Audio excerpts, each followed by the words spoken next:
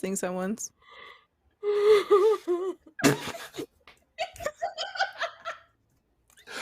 I have no idea what's happening. I just got here. I don't know Oh what's my going goodness. on back here. It wasn't just the it was everything. It was the pause, it was the sentence, it was the silence and then the laugh. But for me, it was really drink it.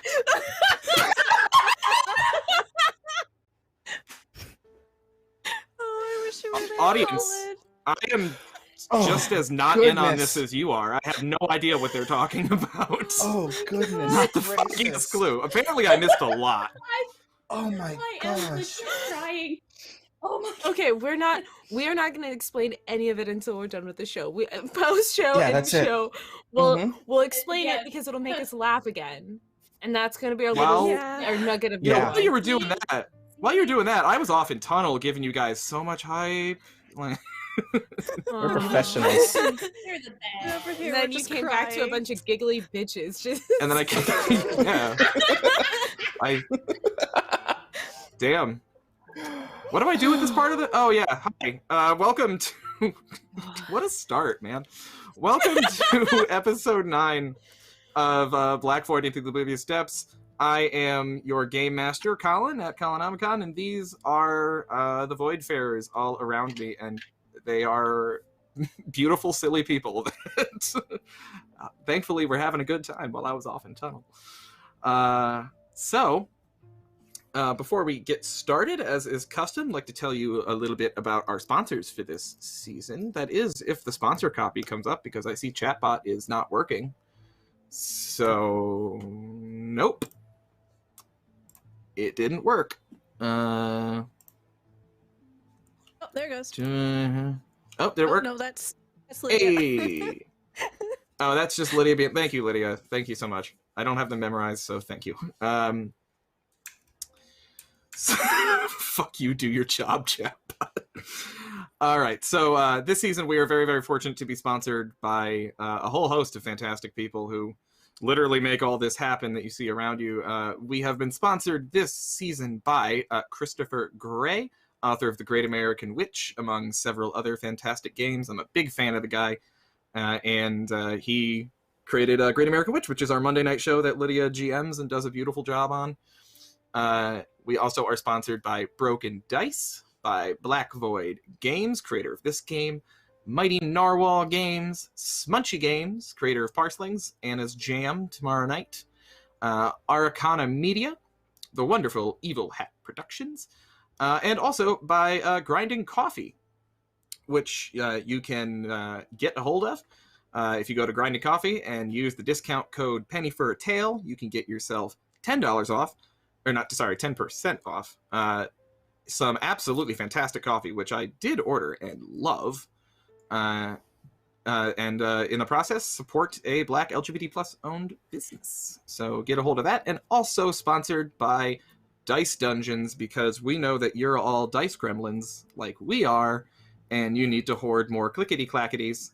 And there is a way for you to do that. Likewise, you can get 10% off of your order of clickety-clackities. Please don't do that. You can get $10 off, or 10. I keep saying $10. 10% off your order of clickety clackities with discount code Penny for a Tail over at Dice Dungeons. So, with sponsor copy out of the way, let us get to the good bit, the part where I get to introduce my wonderful, wonderful crew. And I don't know, I feel like there's no consistency here in how I do this, but let's, I feel like now is a good night for sort of to spring a character building question on all of y'all. So, how about let's start with Liv. Tell the people who you are playing this evening, who you're playing, and what is...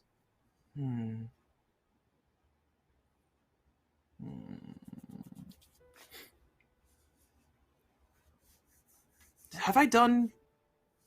I don't think I did it on this show, but another one. But your character's preferred breakfast? No, I don't think you have. It wasn't this. We did it on I've always been curious, Tuesday, ever so. since I did a Monster of the Week, ever since the conversation about eggs on this show, I've been curious about what people would actually have for breakfast. So That's very fair. Liv. I mean, yes. No, go ahead. My name is Liv. My name is Liv. You can find me on Twitter at liveinaday. I actually did that right. Wow, I feel like I always get it wrong. Anyway, on Twitter at liveinaday, I play Sanha, Commander Sanha. She is in charge of this ship, but who's in charge of her now? That's a very complicated question. She is our half column, half human, void demon carrying now commander. And Anna, who are you? Who you playing? What's Zohar's preferred breakfast? Hi, I'm Anna. I'm playing Zohar, our resident void mom with a demon parasite living inside of her brain and now other people's brains too. Yay! Preferred breakfast? It's also the one that kicked off the eggs conversation in our cast Discord. It's shakshuka, breakfast of champions. But if we don't have it with eggs, we have it with chickpeas on the ship. That's respectful. It's basically just like a vegetable-y type of dish with usually fried eggs on top of it, but you can make it with like lots of different... You can make it green, red, depending on what veggies you use. It's really yummy. All right. Okay, let me then pop over to the right to my buddy Wally. What's up, y'all? You know the questions. Wally. It is me, Wally, your favorite non-binary slime on the internet, who will be your +1 for morning mimosas. Because, boy, can they pack away the morning mimosas, and they are ready to spill the tea. So, just saying. Bottomless. I just did that. I just did that on Sunday, and it was awesome. It was my best friend's birthday, and we had noon mimosas. It was fantastic. Oh yeah. And yes, 100% bottomless mimosas. I know what I'm about. The breakfast that Oshan, my he/him half shark boy warrior of the group, who is going through a little bit of a, I don't know, I guess an internal crisis and kind of scared, but trying their best to keep up that brave face because hey, he's the one with the swords. His breakfast. To maintain my my muscle mass and energy to do what I need to do during the day, I have a very specific breakfast. Let's see, I have 15 egg whites, 2.5 chicken breasts. Let's see, then I will have, along with that, usually if I'm feeling extra hungry, I will have 15 asparagus stalks, but normally I only have 7. Is he paleo? Is that like is Oshan in ketosis like right now? Or oh no, you see, because being that I am I'm half shark, I can eat anything I want, but I choose to eat this. It's actually, that is only the pre-breakfast meal. The actual breakfast meal consists of 5 whole horses. After that, and I will down that with a nice strawberry banana smoothie. 5? Let the record reflect that he just said 5 whole horses. Oh, indeed, yes, I said 5 whole horses. Yes. Unless it's competition season, then it's 7 full horses. Oh, of course, yes. With this competition season, I need to be in top shape and top figure. I will then amp it up to 7. But my cheat day, I like to throw in 3 pigs, but... Oh, Sean never skips leg day. Oh, boy. I love you, Wally. Okay. That's a whole lot of breakfast. Love it. And finally... Stella. Hello. I am Stella Luna here on Twitch. I am Stella Luna TV on Twitter. And I am very, very impressed by Oshan because I recently did some research to discover how much food minimum a T-Rex would need to survive in one day, and it's 1 whole cow. That's it? I actually was expecting more. Yeah, that's like the minimum. So Look, that alien What? shark physiology. Alien shark physiology is crazy. Stella, listen, Stella, for the past, we've been in this call for about an hour now, and there have been so many things you've said today that have shocked me, made me laugh, taken me out. Why this? Why this research? Listen, I'm just my true self, you know? Some people can handle it, some people can't. No, I love you, and I want all of it, as much as you will give me, respectfully. But why are you researching T-Rexes? Oh Yeah, there's my a story gosh, behind do that. not look at my search history whatsoever. When it comes to like between TTRPGs and role-playing, the kind of like creative writing, the shit that you research, oh my god, I'm probably on a list somewhere. Yeah. We're on the same list, for sure. Yes, So I'm playing your preferred Yara. breakfast is a whole cow? Me in real life? Sure, why not?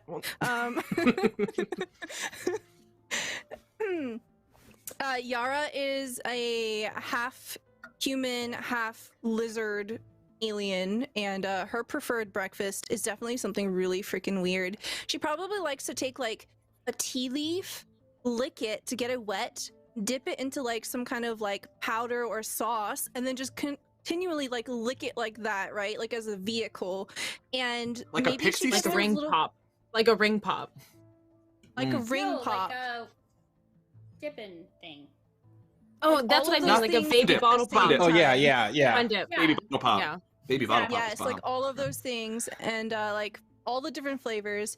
And her favorite snack after breakfast is definitely taking wasabi peas, but she doesn't like munch into them. She just kind of rolls them around inside her mouth to get the flavor. Clear her sinuses out. I love wasabi peas. I'm totally here for that. Wasabi peas are amazing. They're so good. They're so good. That's my Okay. character. That was some really interesting answers, fam. That was, and I think they all make perfect sense for what I know of all of these characters. So, okay, with all of that very, very helpful information out of the way, let me do a little bit of recap from last week. 2 weeks ago now. In last episode 8, which I've titled Patient Zero, the crew, specifically Oshan, explored the wreck of the last Sentinel. The ship that looks exactly like theirs has the same name painted on the side, but is not the same as theirs. Inside, Oshan found that the entire crew of the last Sentinel had all perished together in a circle, holding hands, seemingly of their own volition. A search of the ship uncovered that the last Sentinel crew's mind nebula was still there and still trapped in a jar, which Oshan took. And it seemed to be like it was just dying to get out. It was like batting at the glass. After Oshan got back out and talked to the crew, he revealed that he'd found that the mystic of that crew, according to the logbook, was a man named Tycho, who Zohar revealed was her teacher back in the day, who taught her how to control the Void after she was first touched by the Void. Yara made I think impulsive decision is a fair, neutral way to say it. Yara made a somewhat impulsive decision to snatch the bottle and release the Mind Nebula. The Mind Nebula fought the crew, and in the process, sort of got in Sana's head. So now Sanha is likewise possessed with the same Void Parasite that has taken Zohar, Weha, and Navari. However, Sanha somewhat leaned into it in that the Void Demon told her that if they went to their final destination, the Azure Savannah, that it would bring to her everything, which she agreed to. The rest of the crew, a bit suspicious of Sanha, nonetheless went along with it. And after a relatively short journey back into the void, where everyone just tried to get their bearings, Navari and Zohar had a bit of a bonding moment together. The crew arrived at the final planet on their itinerary, the Azure Savannah, and discovered, to their horror, that there are already people there. And not just people, but humans. Good old, regular, vanilla humans.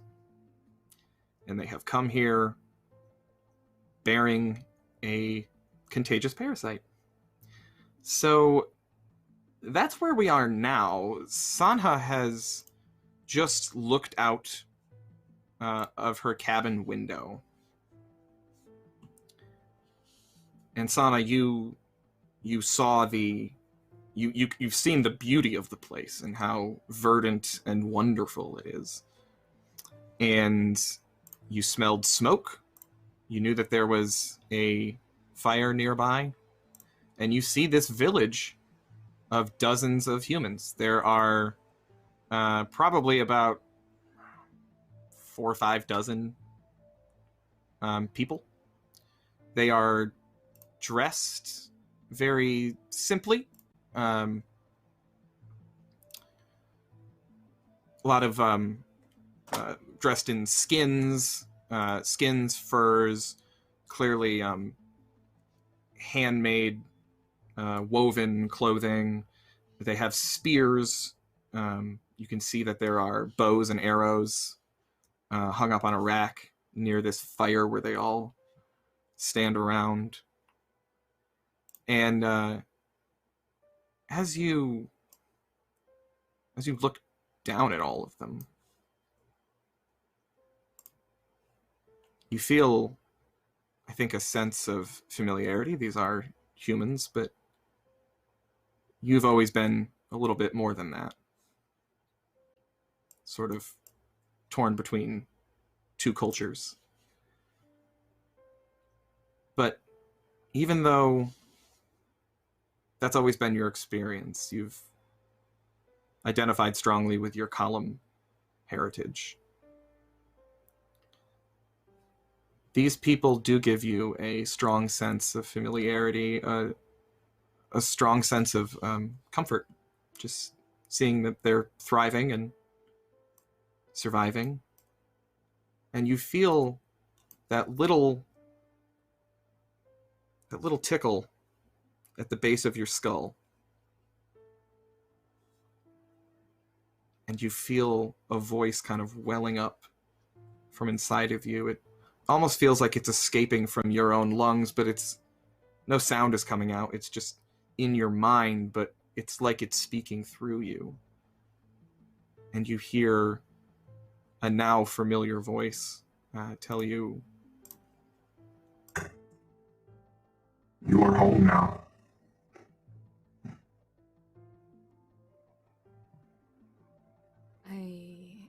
I don't know.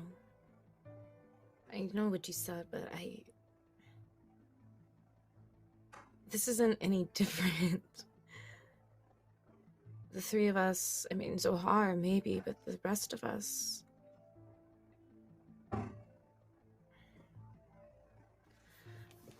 I'm just afraid that it's not gonna be easy.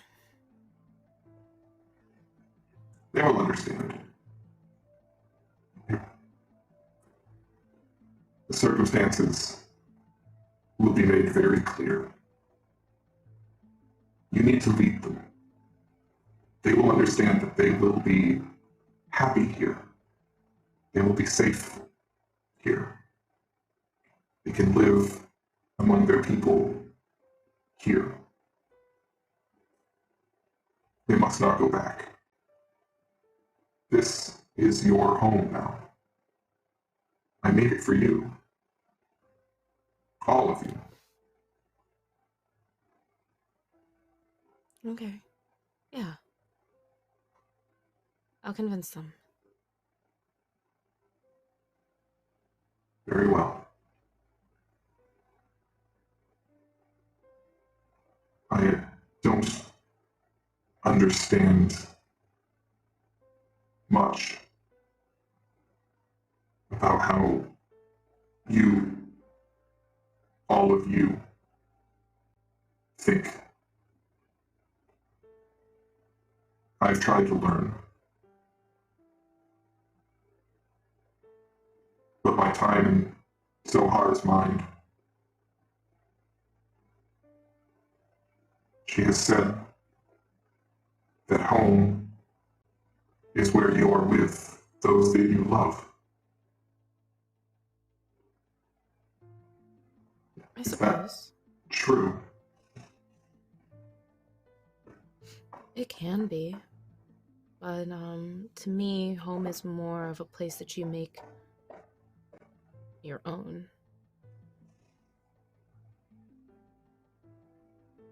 Then this is perfect. You may make it your own.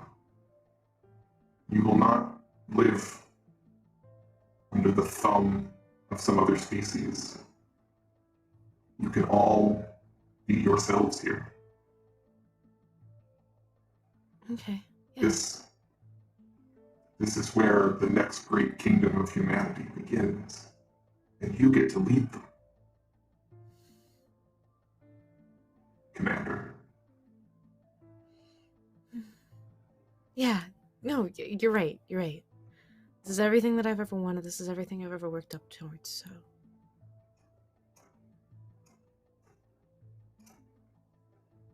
You will do splendidly. Thank you. Congratulations. And once again, welcome home.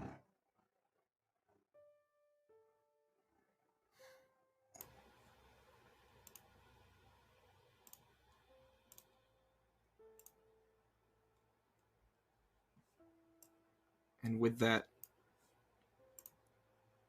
buoyancy, Yeah. with that little boost from the Void Demon, Mm-hmm. what do you do, Sanha? Sanha goes out and into herself. I don't understand why Zohar doesn't like this thing that much. Like, it's great. It's great. It's like having a best friend. It's like having a supportive pal. They just really get me. Yeah,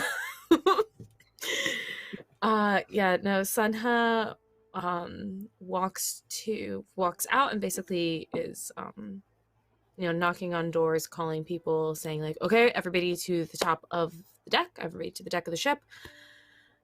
Let's go.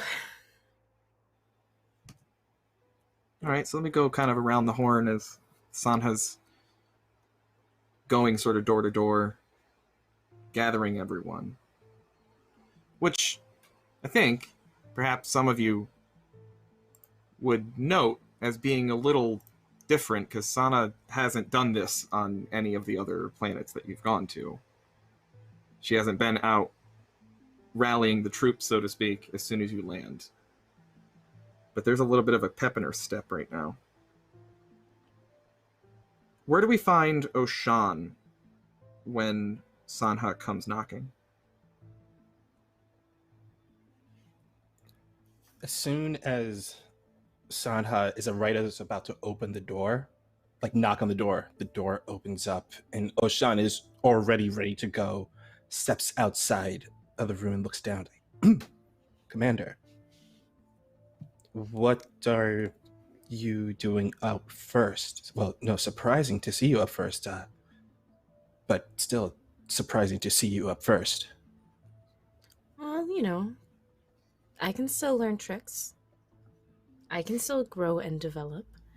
And I figured this time around it would be best to be proactive and gather everybody up. I see. Well, I thank you very much, Commander. This is actually very commendable of you. Mm-hmm. Oh, thank you. You're right. And you should say it.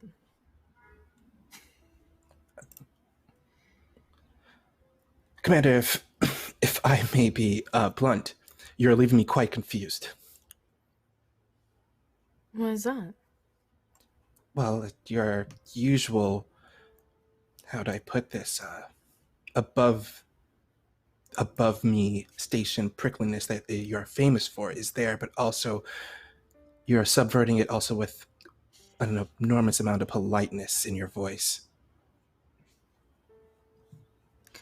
Well, again, thought I would try, but I mean, if it's making you uncomfortable, Oshan, then you can consider that while you walk your big hulking self up to the top of the deck.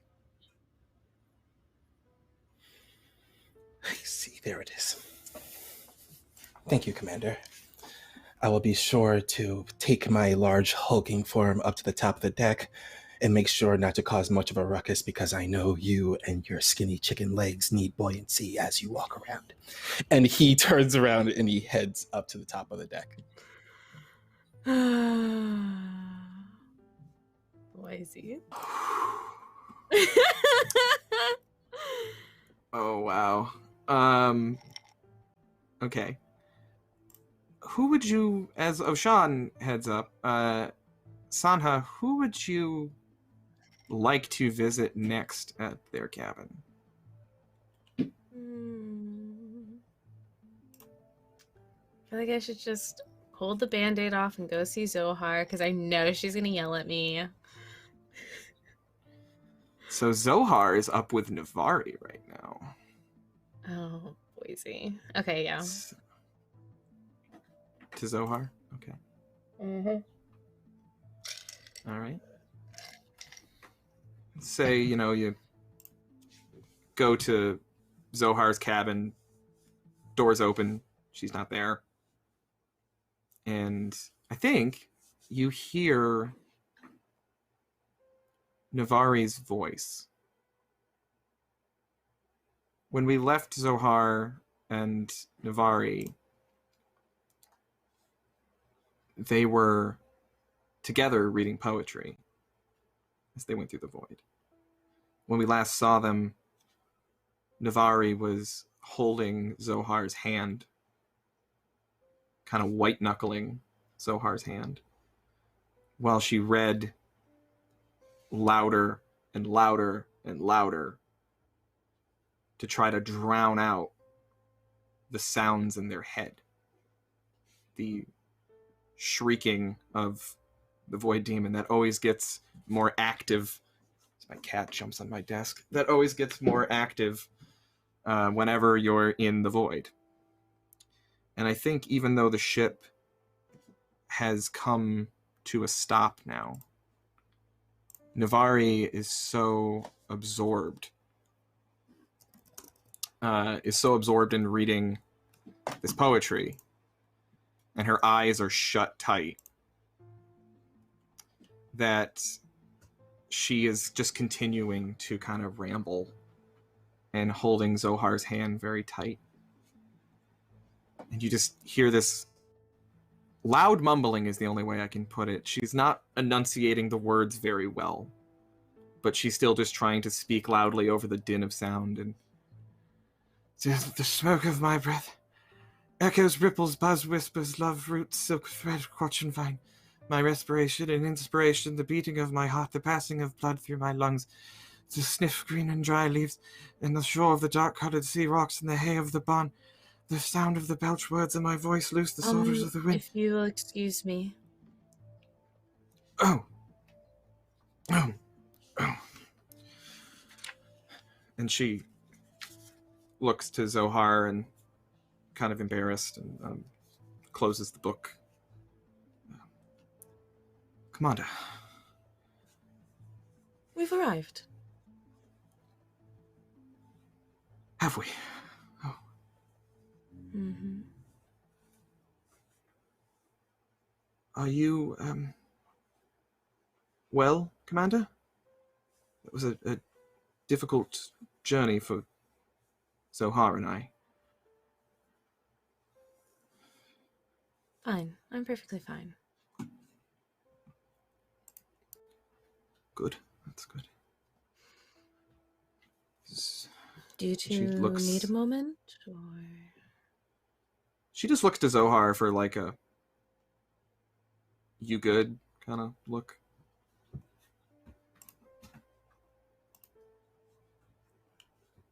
Am I to take this to mean that we're disembarking as planned? Of course.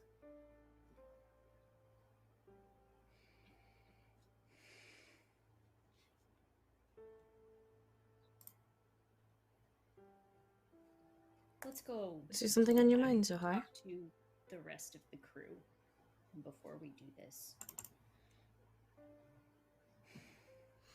That was my goal. I'm trying to have everybody meet up on deck, and then we'll talk. I think that would be best. We'll be there in just a Just for clarity, just so this is clear going forward. Sanha, at the moment... What is that? It's a loud noise. There's just... Yeah. Sanha, at the Void. moment, is the only one... It's the Void, yeah. Is the only one who is aware of the humans. She's the only one who's looked outside so far. Just... Right. Say, yeah. Yeah, no. I remembered that. There are several concerning things to discuss as a crew. That's no doubt about it. But as Sanha leaves the cabin, Zohar just has something else in an envelope she pulls out of her pocket to give to Navari. This one is... What's this? This one is not for Omar. Who's it for? The crew. Just in case. Are you... You're not planning on doing something stupid, are you? No. Not just because I have no intention of doing that, but also because I don't really have a plan right now. Then why? What are you...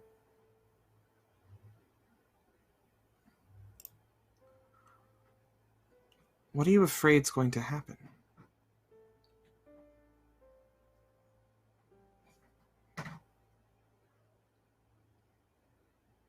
That this thing will take me.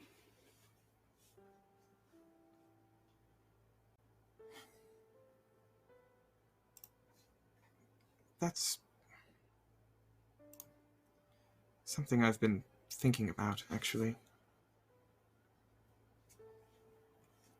You've had it all this time. Why hasn't it taken you? If it could,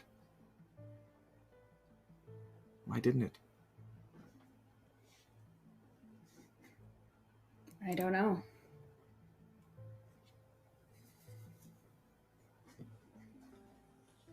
I think I was wrong, though, to trust that it was just staying and it didn't want to hurt me.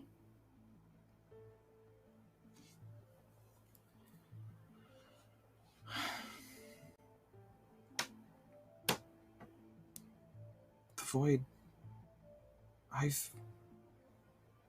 I've studied the Void for my entire adult life. I've read every treatise there is on it. I've perfected my mysticism through hard work and determination and research. And with this, I feel as if I don't understand the first thing about it. The Void entirely, I mean. If this thing...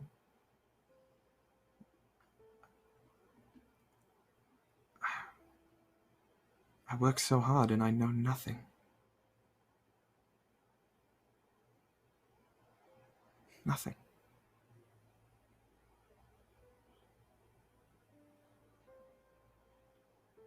I know as much as you. No offense. I don't know nearly as much as I thought I did, but I have a really bad feeling about this. All of it. Yeah.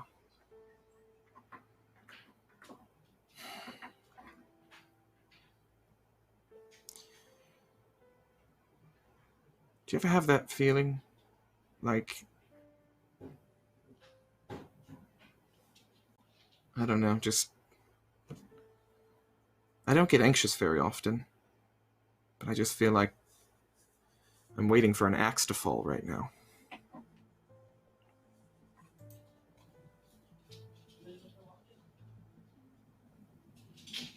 Yeah. I don't know. It's it feels like the air right before a thunderstorm.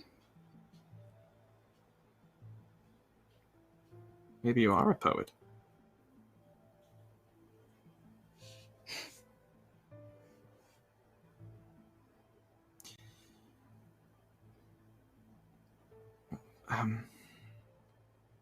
Thank you for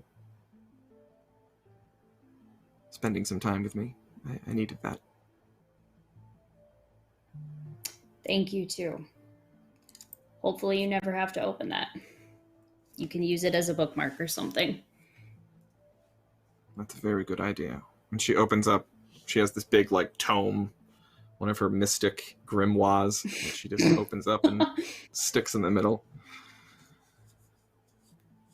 I've needed a bookmark. That will do. And also, I know we didn't always connect, really, but thank you for giving me a chance.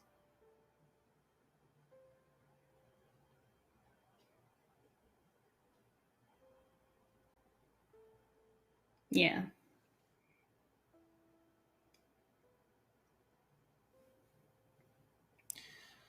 That's all.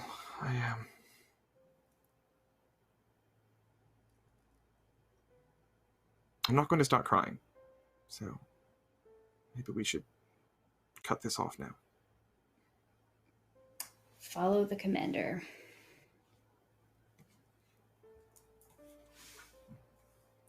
As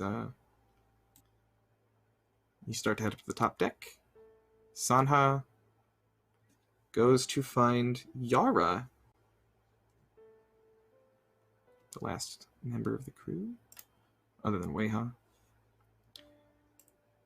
And Yara, 2 questions. Okay. What have you been doing? Number 1, where will Sanha find you? And also, where's Vax? I think in the aftermath of what happened in discovering that other ship, and also, failing in precisely what happened, preventing that, I think Yara is kind of withdrawn into herself, and she's definitely holed herself in her room. Vax is definitely in there with her. She has the door closed, she has it locked, she has the shutter pulled down, and I think at this very precise moment, she is taking some of these terracotta planters that she has, and she's just yanking plants out of them and throwing them over her shoulder. And she's trying to plant some of those seeds that were cultivated. Some of the Azure Savannah seeds? Yes. Cool. All right. Is this... Describe to me the energy, Stella. Is Yara... Is this frantic? Is she, like, trying to stay calm or something like that? Or is this methodical? Like, what's her headspace? So I think the vibe in the room is definitely one of, like, repression. It's kind of like controlled aggression and intensity. It's definitely her trying to maintain order and trying to make sense of, like, what had happened. It's very deliberate. It's very pointed as she is methodically tearing these plants out, but it's not gentle. It's not. There's definitely motion in the air around her, and I think like her complexion, her chameleon skin is definitely shifting as well, and it kind of fades between two different shades, one of purple and one of orange, as she is feeling a mixture of disappointment and regret. Okay. What are you doing with the plants that you're tearing out of the pots? Just throwing them over Just throwing her them on the shoulder. floor? Yep.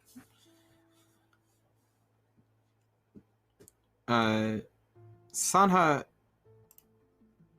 are you one to knock on Yara's door or just like invite yourself in? Most of the time I would let myself in. I'm gonna knock. Okay. So as you're sort of frantically, well, not, I don't want to put words in your mouth, but as you are tearing out these plants and tossing them on the floor and trying to maintain your composure and get back a little sense of control, you hear Sana's knuckles against your door. Yara, without even looking, will tell Vax as she continues ripping these plants out, "Can you go get the door? It is locked." Vax, who was, I think, curled up next to you and was actually like, when you're not looking, was like grabbing some of those plants and like munching on them. Just. And as you turn and tell Vax to go get the door, you see he looks at you with those little glowing eyes of his, and he's just got like a big stem like hanging out of the side of his mouth. I think he probably looks super adorable, but Yara doesn't even look at him.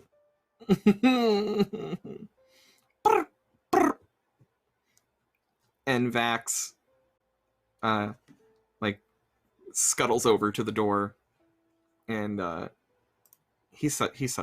is such a good boy that he like, I think he reaches up like to the, it's like one of those wooden door with a metal ring, for a pull, that good boy Vax just like sits up on his hind legs and bites it and pulls the door open, and then sees that it's Sanha and runs back to Yara.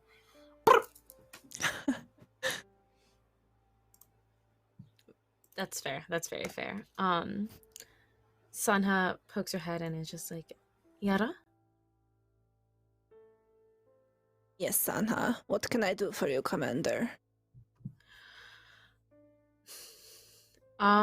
She walks in and closes the door behind her and is like, "Commander? Come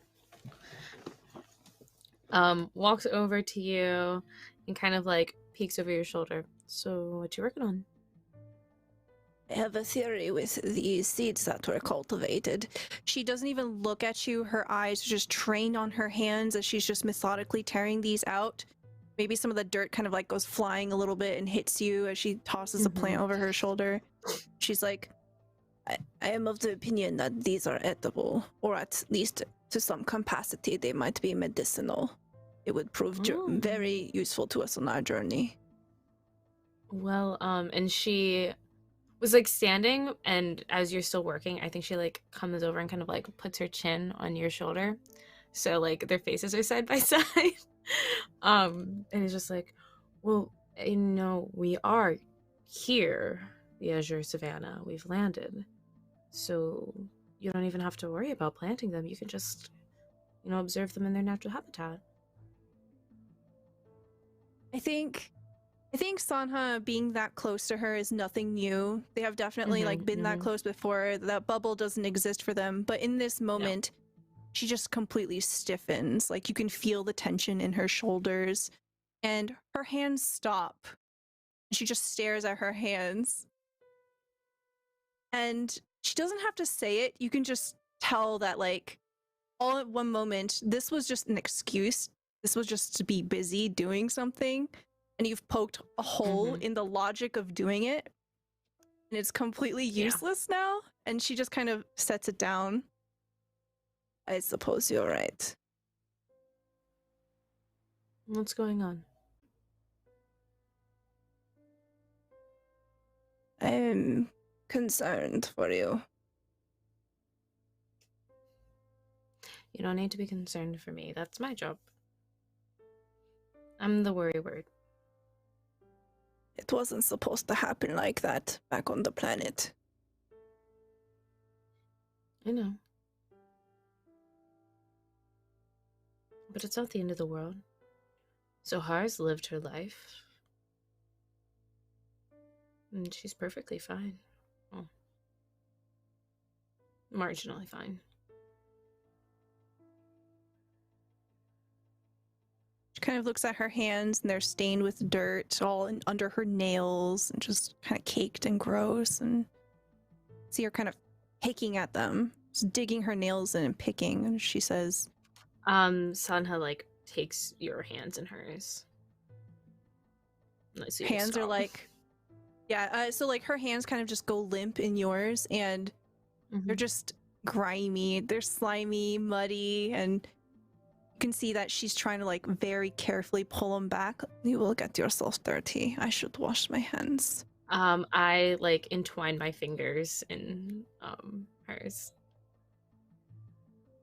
When you do that, she looks up at you. And you can see the color like slowly beginning to fade from her face. It's turning more of that sullen kind of see-through transparency. And you just see this deep, deep sadness as she's looking into your eyes. Sanha, I wanted to protect you. I know. I know you did, and I promise I'm not mad at you, Yara. It's okay. In fact, I think things are going to be more than okay. Don't tell the rest of the crew this, but I peeked outside of the window right when we got here. It's beautiful out there, Yara. You're going to love it.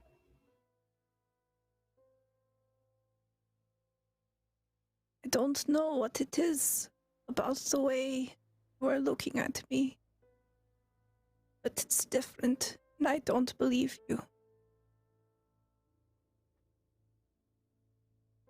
Yara, I've never lied to you before. And I would never lie to you. I'm not calling you a liar.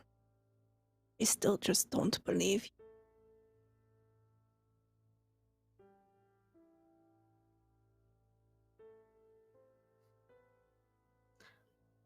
I thought you would be happier now that I finally told you how I felt about you. How do you feel about me? I love you. I love you too, Sanha, but I'm scared. I've never been more scared in my life.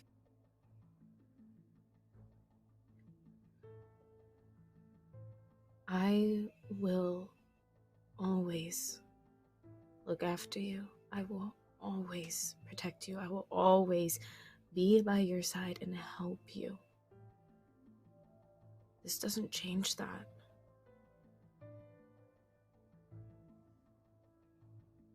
What happens when you lose control? What happens when it becomes too much? You have seen what it has done to Zohar, what it has done to Navari. So, I'm stronger than the both of them. Just because they can't handle this and they are scared of it doesn't mean that everybody needs to be.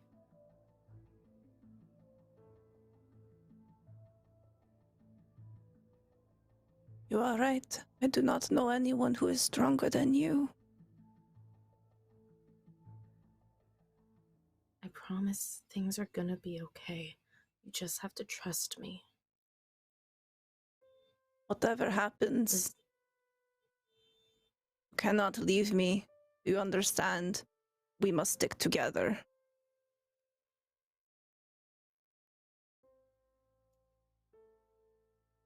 Just stay by my side, Yara. That's all I've ever asked from you. Okay.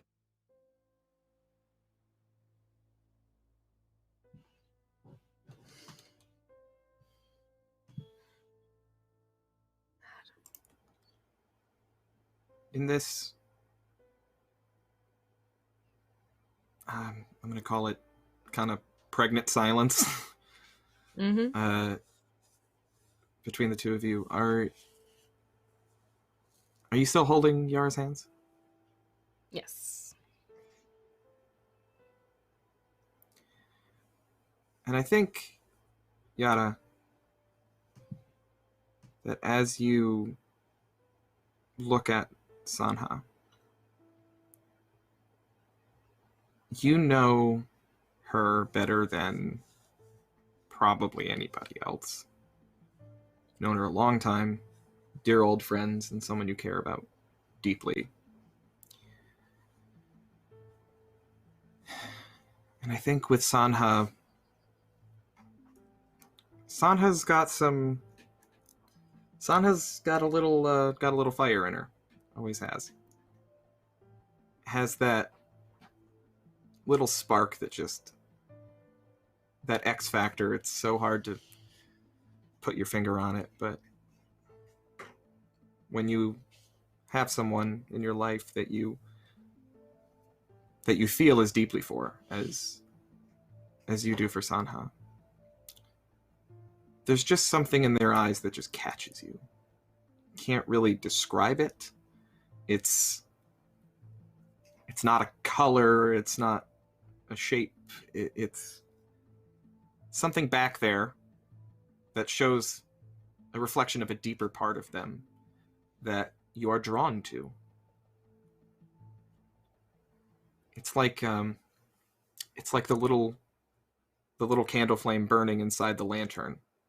Just a little twinkle.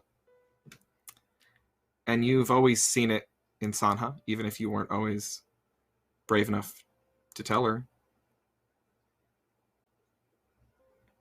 But it's drawn you to her all these years. And as you look into Sanha's eyes now,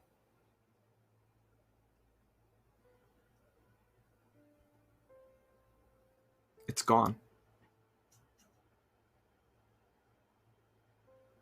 Where there was a flame,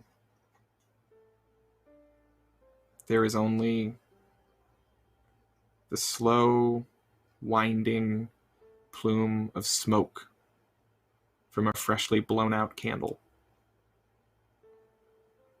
This is Sanha. She's in there. But she's changed. That light behind her eyes is not what it once was. What do you do? I think Yara pulls her hands free and she'll put them on either side of Sanha's face. And in a totally different circumstance, this is where Yara would kiss Sanha, just crush her face against hers and just succumb to the passion of just putting all of herself into that connection there. But right now, she just starts crying. She says, "I hope you are right."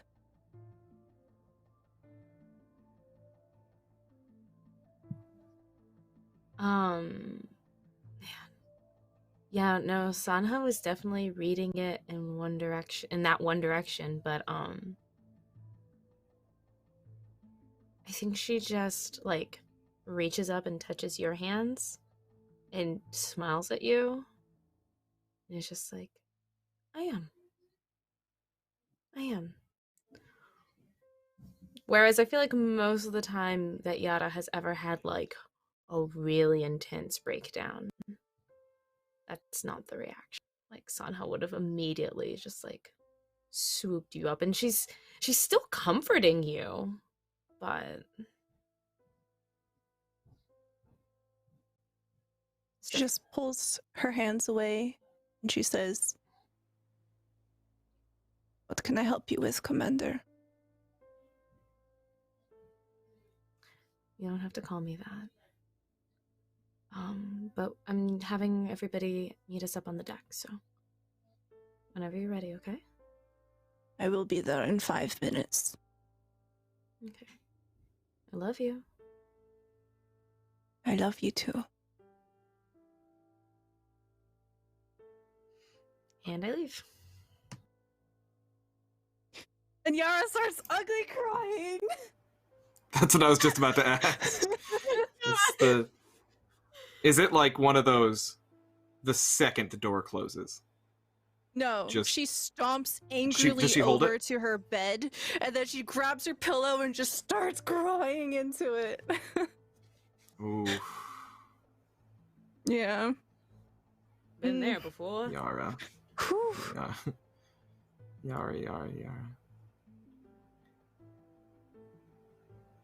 And that's where we leave Yara to compose herself, and we rejoin the whole crew 5 minutes later, as Yara said,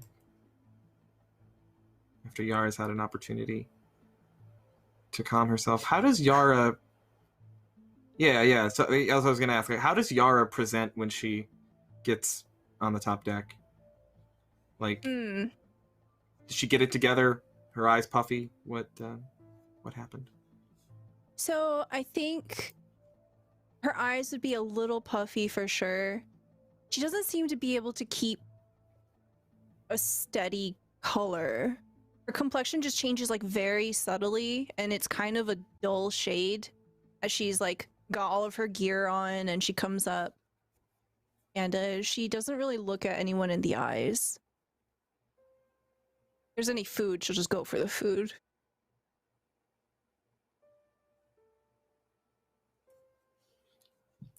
Yeah. I think Weiha is the last one up on top deck, and he looks very tired. He looks pretty run down. His feet are dragging, and he is rubbing his temples, and he climbs up and sees everybody there and says, sorry I'm late.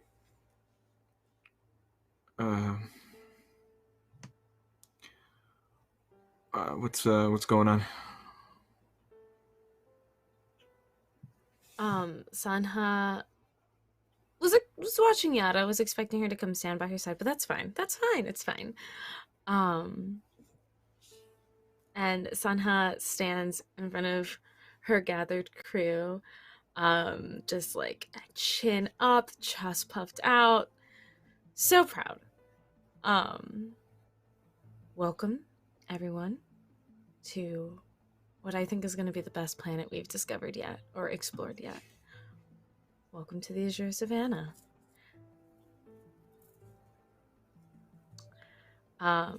There's some things that we need to discuss before we head out and explore things. But I'll be honest with you all.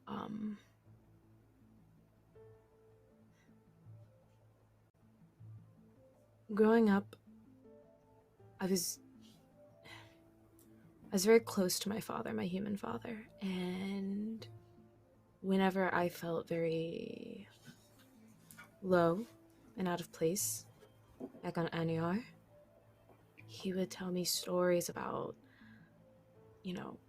or groups and cities and villages, Zohar, like yours, where it was just communities of humans, and how great it would be to be surrounded by people that were like us. Because he and I were together. We were one and the same. And now I can finally achieve something that I've always wanted for my father, which is that. A home. For us. All four of us. People like us. And the best part about it is there's already people here, too.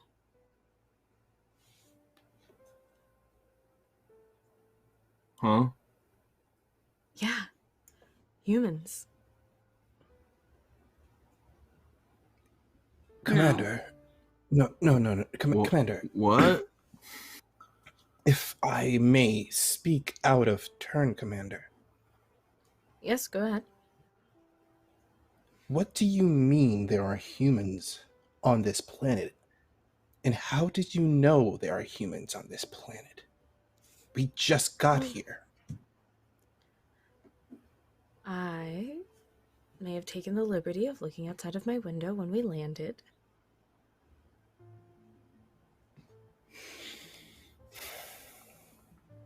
I see.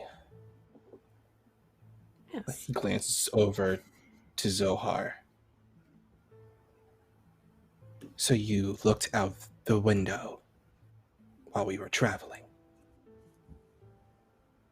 Like what, Oshana? It was gonna get much worse for me?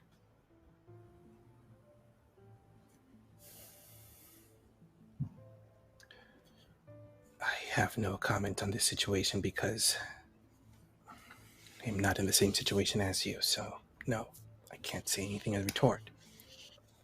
Well, I can. You want this planet to be a home for people like us? Sanha, there are no people like us. Okay, this is not a thing that we can spread. This is not a thing that we can carry to where there are other humans. If anyone leaves the ship to do anything, it's got to be Yara and Oshan. It can't be Yumi, Weha, and Avari. Why not? It's too dangerous. Okay, listen, we've gone through this before, Zohar. You're not poisonous or anything like that. Neither am I, neither is Navari. As long as that is not true. This is the origin of everything that's going on in your minds right now.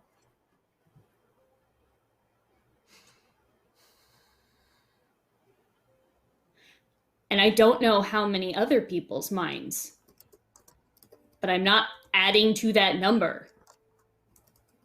Fine, if you want to sit here and stay behind, you can. You're not adding to it either. Says who? Definitely not you.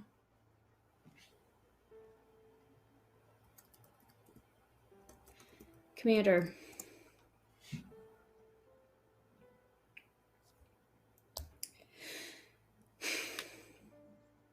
Sanha.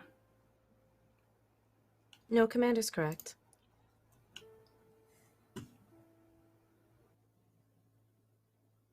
You are my family. I would trust you with my life. I am begging you, please do not make me do this.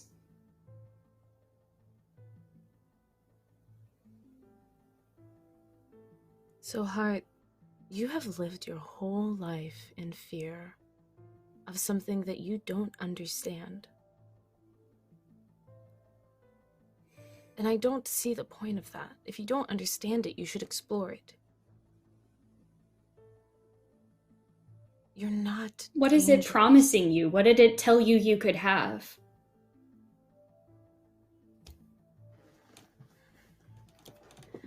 It didn't promise me anything.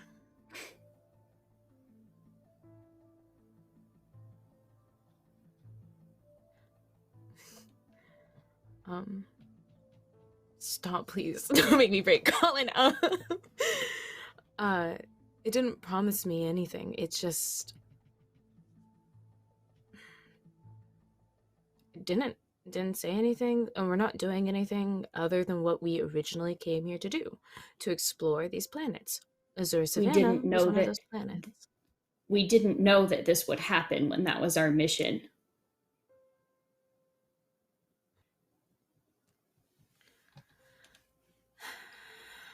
So hard. At the end of the day, you don't call the shots. And as much as you want to call us a family, you're not my mother.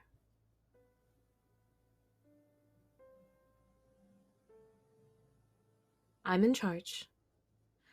And as per our order and per our mission, we will all go and explore the Azure Savannah together.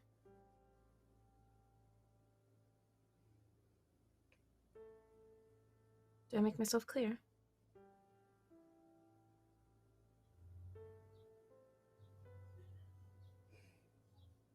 Yes, Commander. Good. Any other questions, concerns? When you say humans are here, you mean like you're for real? Yes. Like fleshies? Like 2 arms, 2 legs? Like these? Well, probably not like these, but... Yeah, more like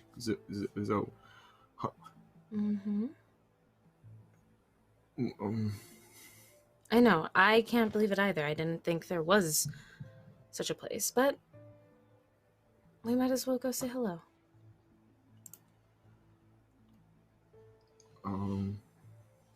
Okay. Ooh, Do you want we... me to go? No. Yes, Weha. Everybody's going, thank you. Yara, you were saying? Yara looks at Oshan. Do we need weapons? What are you talking about? We don't know what is out there. So far, all we have is an account that Sanha has given us. It is my duty as a security officer to always have weapons on me. And you see that he does have his main sword is close by. I feel like our expedition will probably be a bit more peaceful, but I do understand Oshan's point. Commander, I understand that. Yes, to further stress the point, yes, I understand that you want to have this be a peaceful mission. However, we are unaware of anything else outside of the humans. I will require my weapons for protection of any of the natural environments and hazards that we may face while we're heading to this human encampment. Permission granted? Moreover, I still don't think we should all go. You've made your opinions If very we clear, take Zohar, this, thank you. if we take this thing, if we take this thing, right? We take this thing onto this planet, and there's a chance that it becomes unfettered. That destroys people's lives. That might as well be an act of war. You want this to be a peaceful mission? Then don't go on it. Don't take this thing and spread it to people that we don't know. I think Navari steps up to Zohar's side at that. Commander, she's right. If we spread this thing, if these are humans, as you say, then we could be committing a genocide if this thing takes everyone. It seems to me the act of passing this on is far more, I don't know, it requires more action. Just walking around does not mean that we're going to be spreading this. I will not actively do anything to spread something, and I know that you two won't either. I didn't actively do anything to make sure that to cause the 4 of you to get it. No. I mean, let's, again, track the record. You had a mental connection with Navari. Weha and I came into interaction with an infected mind nebula. There's more action to it. What's to say that this isn't how these humans communicate with strangers, huh? You know, we don't speak their language. Maybe they have mystics too. Maybe they decide that they're going to How do we tell them, no, you can't do that. It's not safe. It's too dangerous. We can't do it.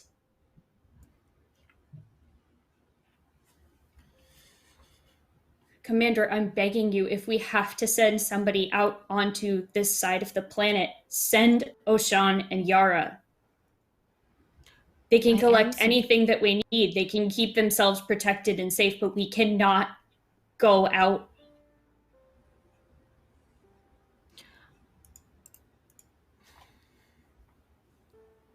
You know, I knew that you always had low marks, but I thought you still at least knew how to take an order, understood how to take an order. But nonetheless, if you want to speak against me, if you truly want to disobey your commander, then stay here. Stay here and wait for what happens when we return back to Aniar and you have to answer to the Todd Consortium. I, on the other hand, will be leading my expedition as it is my job. This is your last chance. Are you going to do yours or no? No. No. Well, I was just waiting till you pulled that card, Navari. Not surprising.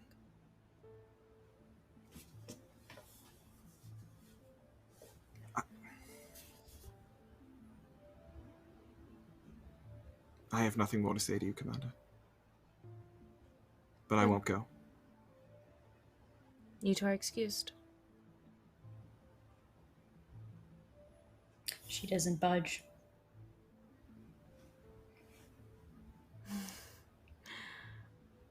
First, you're going to disobey orders? What, are you going to raise a hand to me next?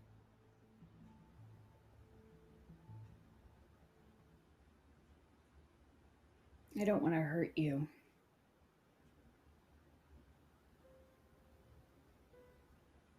Oshan, Yara, we're leaving. Can't leave this ship. Weha.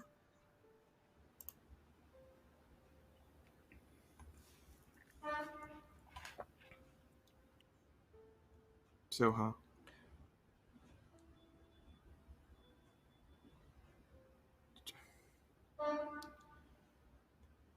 We... Please, all of us. Nobody needs to get hurt. Just... Everyone... Take a breath. Yeah, y'all just be cool, okay? Don't... Okay? Zohar, I know you got crazy mind powers and stuff.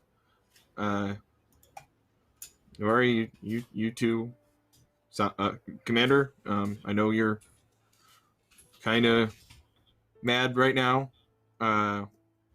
but can we all just... Nobody has to get hurt or anything. Oshan? Yes, Commander. As head security officer, I feel like you know when it's time to do your job. So, Yara, do you need to prepare anything? Is there anything that you need to gather up before we leave? Yara looks so indecisive. You can tell every time she looks at Sanha, she looks like she's about to start crying, and then she just sort of like looks over at Oshan and Zohar, and she's just like begging with her eyes. My supplies are ready. Excellent. Thank you. Oshan, please deal with the disobedient members of our crew. Yes, Commander. Thank and you. Oshan turns and heads over to Navari and Zohar. And the way this whole image is seen, Navari and Zohar see the hulking form of Oshan walking towards them, like the light, like just shadow is over his face of someone who is just following orders right now. And his large hands rest on their shoulders, and like he's gonna have to do his job. And you see now up close, you see tears are just going down his face. Zohar, I think Navari. Navari looks you square in the eye. What are you going to do? I have to do my job. No, you don't. We didn't.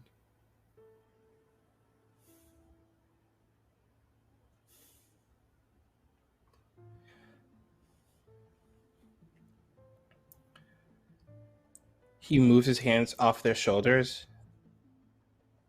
and he turns and he goes to grab Sanha and pick her up and restrain her. Ah.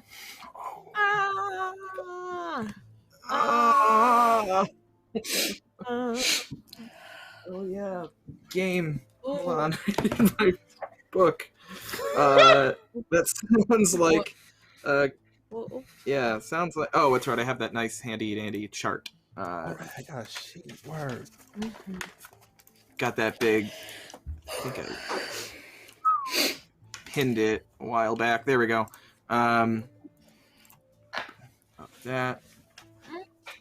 That is a grapple. So, Oshan, that's a -3 to your roll.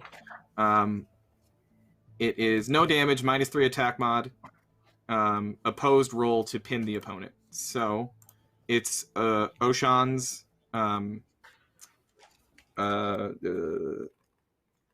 Where's the damn thing?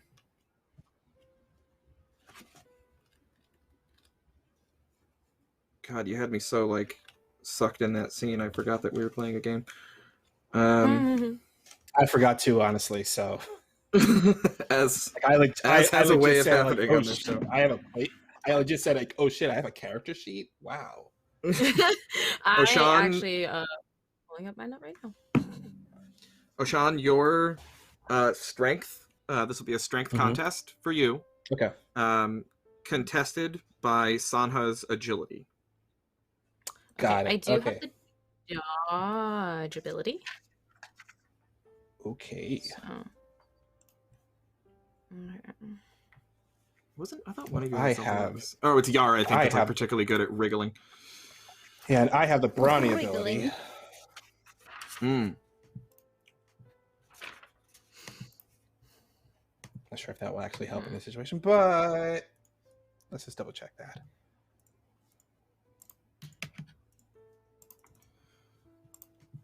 Whew. Just want to let chat know that we have like been using our safety tools. Oh yeah, there's so much going on back here right now. Yeah, like green room chat is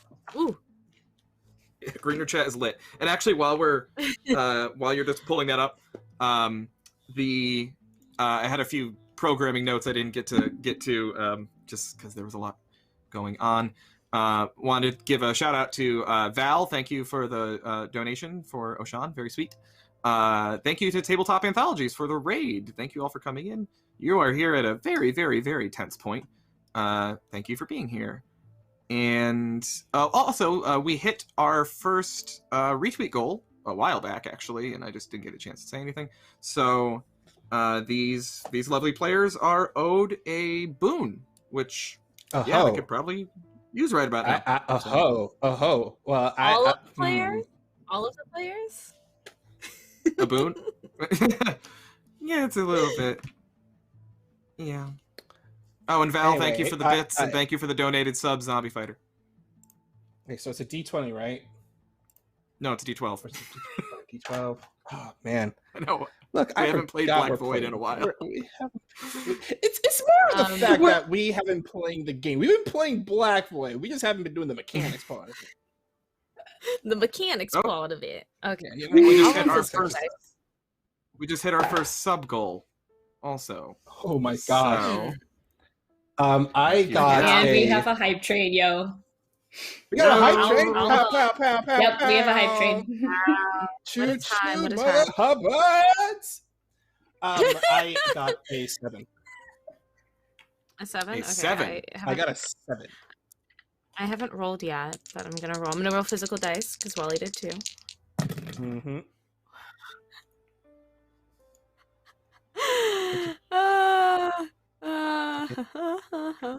I got a 12. No! Hollow bones ass! You hollow bone ass chicken leg. Here's the question: y'all ever trying to catch a chicken? Like real talk, y'all trying to catch a chicken? That shit hard. Try catching a bird. Okay. Oh my So gosh. what we see is Oshan walk toward Navari and Zohar, have this tense moment with them, and then say that he's going to do his job, and then turn on his heel and abruptly try to snatch Sanha. Sanha, you not only escape, you feel something inside of you energize you. As Oshan tries to grab you, you feel this welling up in your stomach. You do not simply dodge this attack. You, for a moment, blink out of existence and reappear 10 feet away. There is a quick flash of blue light, not unlike a certain blue light that that Zohar saw over a decade ago when she was first touched by the void. And Sanha, you reappear 10 feet away, unharmed, and armed with the knowledge that your security officer just tried to betray you. What do you do?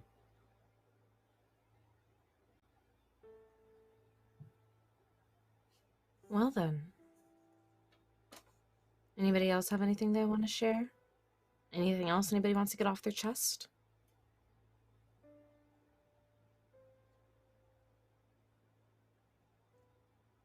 No?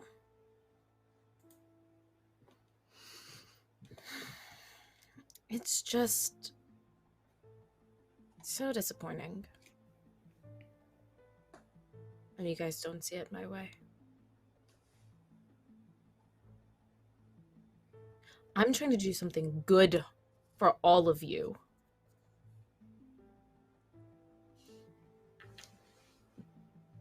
You don't know Zohar, what's good for me. Zohar, you sit here and you have this whole situation, this whole I can't hurt anybody. I'm gonna take care of everybody. I'm gonna make sure that nobody's like me. Well, guess what? It's too late. And what are you gonna do?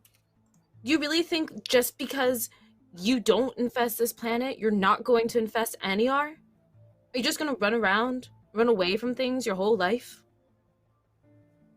You could at least be here and be safe and secure. Fine, if you don't want to be part of society, go ahead, lock yourself off in the corner of a planet, see if I care. Same to you, Navari. You two can go run off and be together. Go, have fun.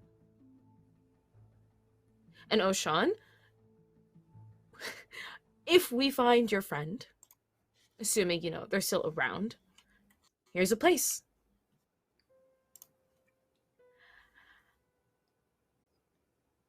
The only person here that hasn't done anything yet, who hasn't betrayed me yet, is Yara. I hope that you can see my point too. What did I do? Well, Weihan, that's actually true. You haven't done anything. Not negative or positive, kind of standard for you. So go ahead. Are you with them, or do you want to come to the planet with me? Yara will step forward. I think when Yara steps forward, I think Weiha, like, sense of relief immediately that he, like, doesn't have to say anything right now. Her hands just, like, fall to her sides, and they're just, like, clenched. She is white-knuckling. She says, "Who are you? I don't even recognize you. You are so cruel. Where did your heart go?"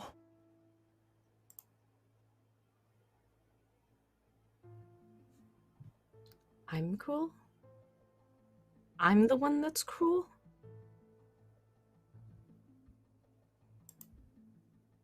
Yara, I'm just trying to help everyone. Do you even hear yourself right now? What you've just said to all these people who want to help you, protect you. They don't want to help me. Oshan just attacked me. You aren't even listening to them. They're not listening to me. And neither are you, Yara. Yara, you know me better than anybody. You see what I see, right? You hear me, right? I hear you, but I do not see you. Something has changed. You are not yourself, not as I knew you.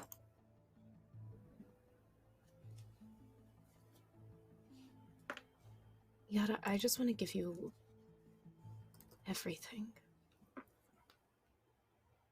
Sanha, I am ready to give you everything. You know that. You have known that for a very long time. So please trust me when I say these people have the best intentions in mind for you. Give them your patience. Give them your faith.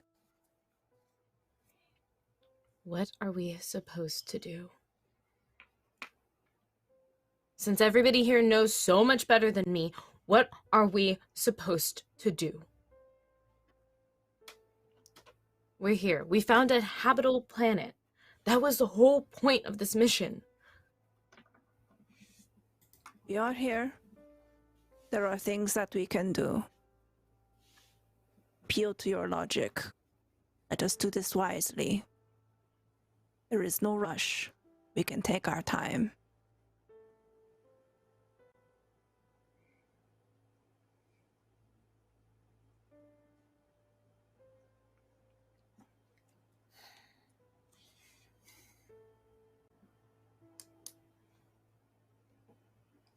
At the very first, we can always send something back to our contacts within the consortium.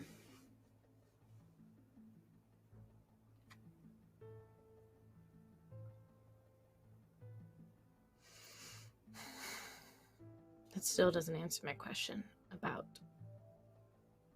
now that we are like you. What are we supposed to do with ourselves?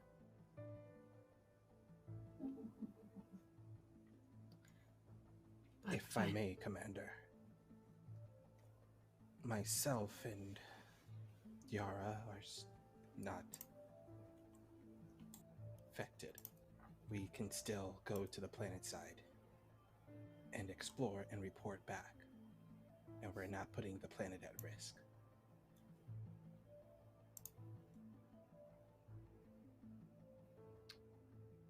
Fine, then.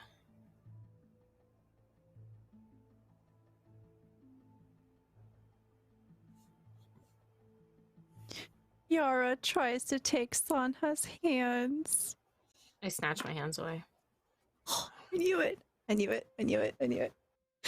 Yeah. She's kind of like, Yeah. her hands just kind of hang in the air, and she just closes them, pulls them back.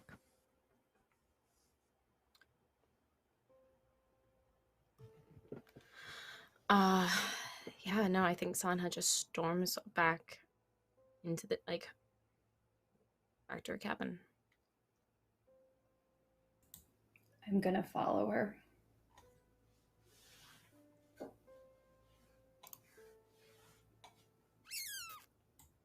Oh, I wasn't actually planning on talking unless she said anything, but if we're leaving the 4 void invested people on the ship, unattended, that seems like a bad idea. What, having Sanha be all by herself? How would that be a bad idea? I don't know. Just call it a hunch, I guess. Yeah, probably. That's probably very fair. Zohar, as you follow, so you're just trying to keep an eye on Sanha? Yeah.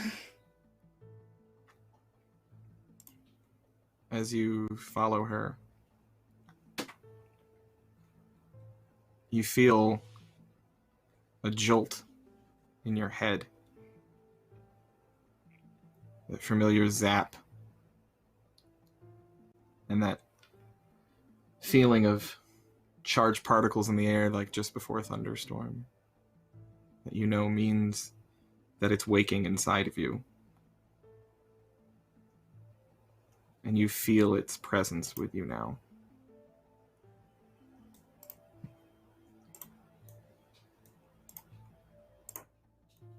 Why are you afraid?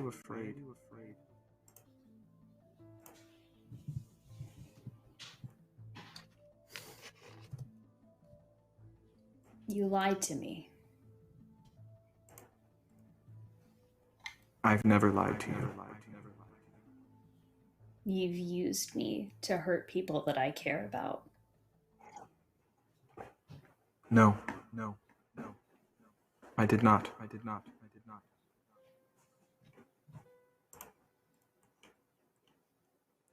You can't even be on the level with me now.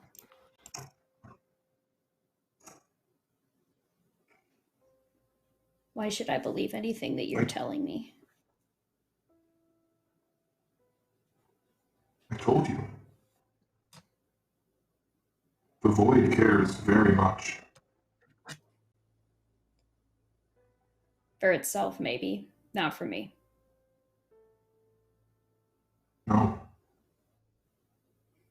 All of this is for you. All that we've done is for you. It's all out there for you. It's all waiting for you. We did it. I did it. Did what? Did what exactly? I've gathered them all here. And given them a home. For you.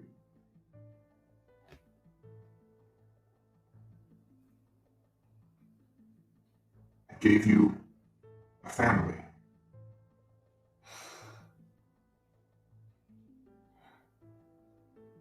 You were so distraught. I didn't understand it. I didn't understand how the human mind works, but you were so sad because of what they took from you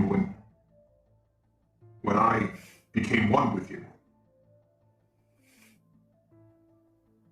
But you, Zohar, I was cut off from the Void, cut off from my home. I was taken from where I belong, and I was trapped inside your mind. And you gave me a home. You took care of me. You were not just a vessel. You are my friend. I believe, from what I understand of it, I owed you so much, and now it is repaid. You have a home again.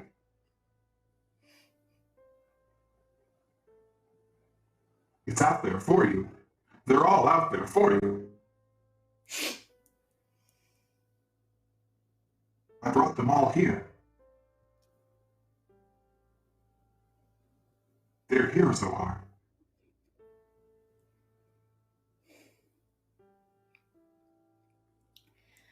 I can't stay here.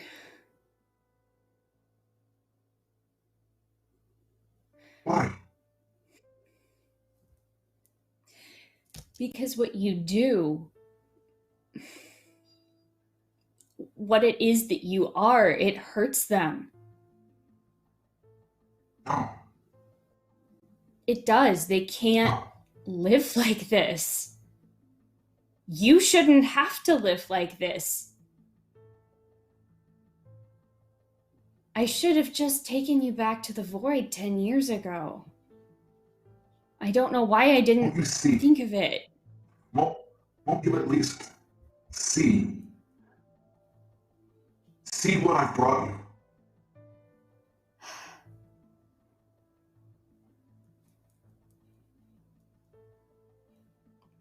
I can't. They're here, Zohar. They're here.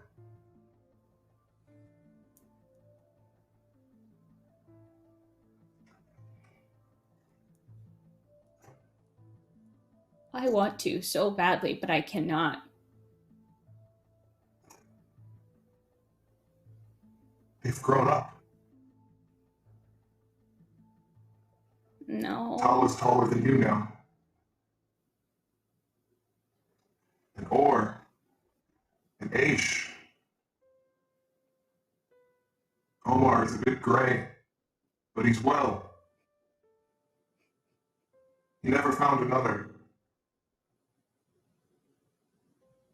He loved, I believe, only you. And I brought them here for you.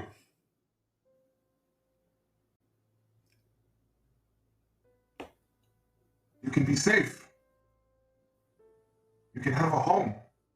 You will never be cast out again because you will be the ruler of your own world.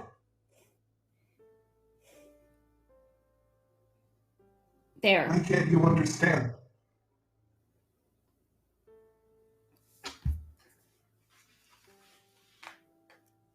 I didn't want a world. I wanted an orchard.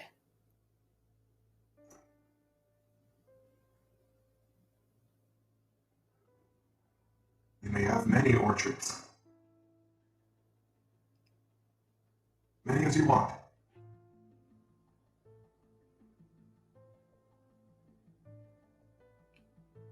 I have to take you back.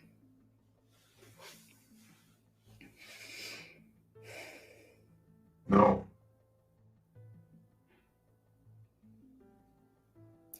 You can't go We're back. in this to the end of things, you and I, and this isn't the end here.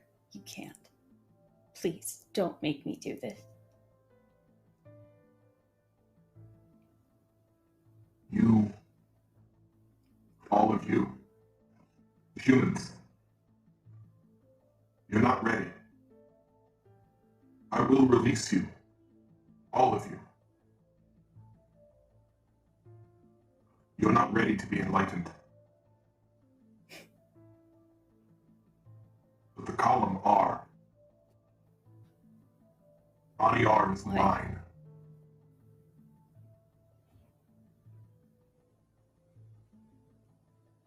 All of it. We are everywhere. This is the deal. This is what I've done for you.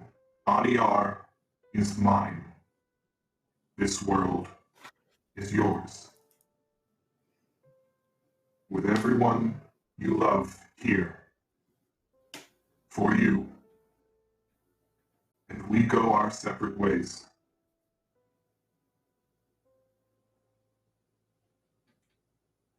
But every mind on Adiar belongs to me now. No.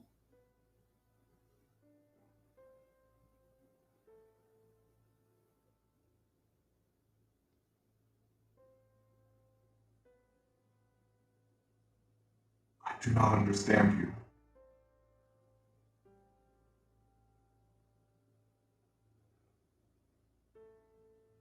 Perhaps I never have.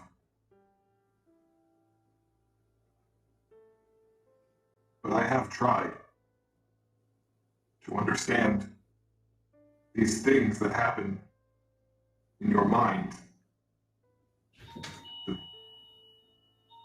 The sadness and the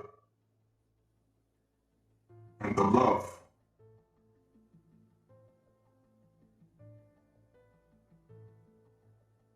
Why can't you let me help you after you've done so much for me?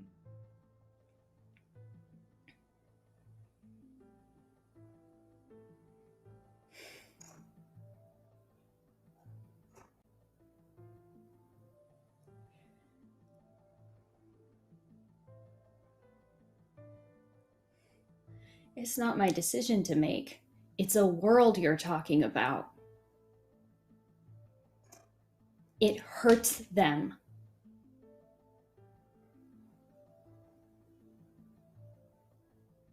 I thought you were my friend. You've been inside of my mind this entire time. I am. We are. If you've been here and you've been paying attention to any of it, you would know this is wrong. No. No. How can it be wrong? How can it be wrong that you were reunited with your family and have gained another?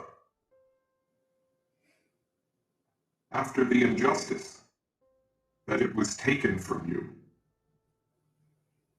Those humans that you loved so much were taken from you only because of me. Because the other humans fear me and don't understand me. And all you ever did was give me a home. And for that, they took you. They took your family from you. They took your home from you. That is not right. I have made it right. I have corrected the wrong. Can't you see that?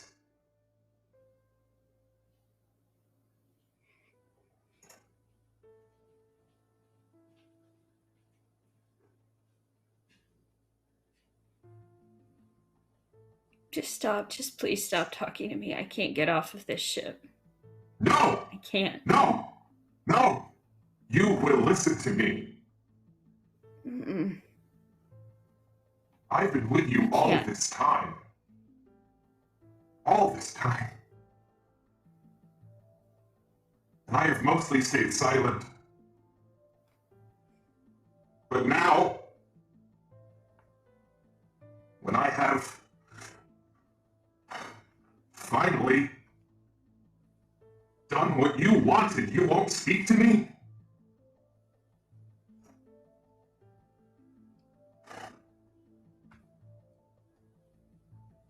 It's not just you, you know. I did it for all of them. Their families are here as well. Everyone you love is here, all of you. This is your new home. And Amiar is mine.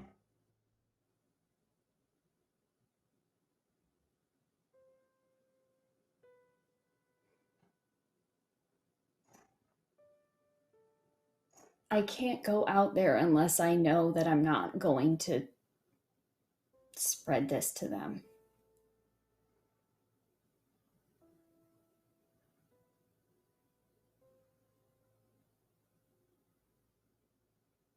Would a promise from me mean anything to you?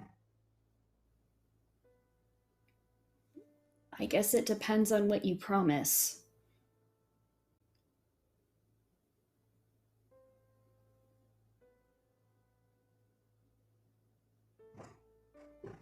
then I'll promise you this. You stay here with them. You stay safe. You will not be enlightened.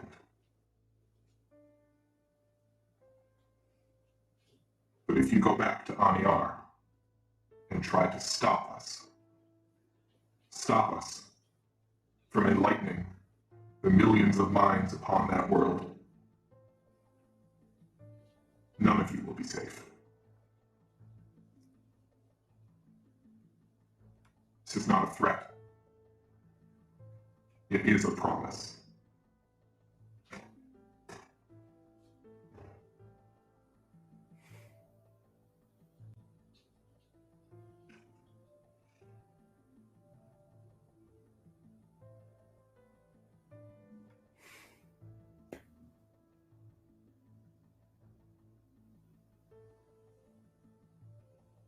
I can't make that promise for the whole crew.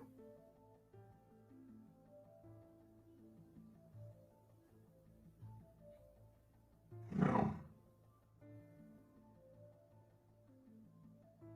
But we already have most of the crew.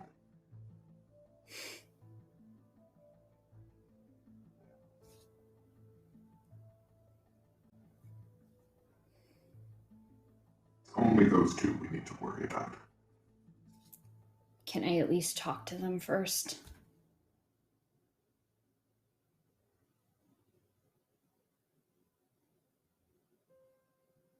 Yes.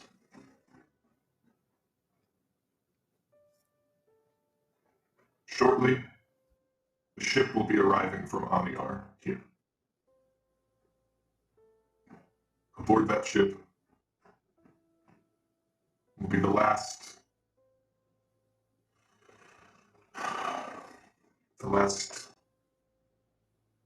uninitiated people from Amiar. They will stay here with you.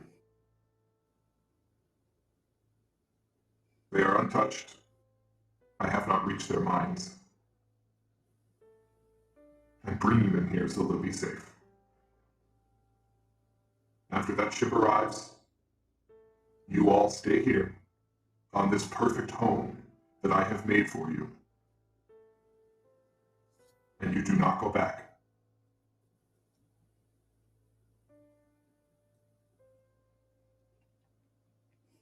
That is what you communicate to the crew. You've asked so long about my intentions, and I knew I could not tell you because you would try to stop me. But those are my intentions. I am going to free billions of minds. They will be enlightened. And perhaps, given enough time, you humans will be ready for it too. And we will come back and find you then. But for now, you get to live out your life and have your orchard. And with that, the Void Demon blinks out of your mind.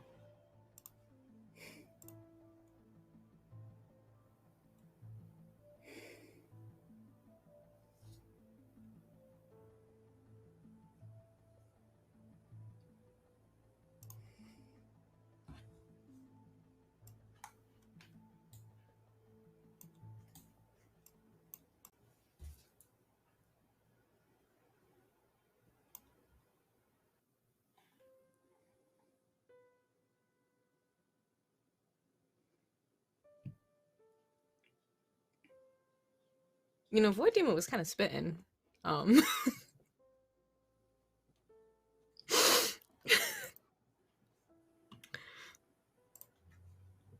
Sanha. But you know, I'm also it's also in my head, so. Yeah. I think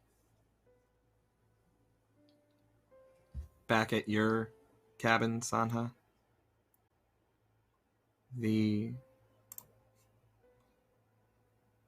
Void Demon you can feel it's not speaking to you. As it's speaking to Zohar, it's not speaking to you. You don't hear everything that it said, but you can feel like it's aggravated.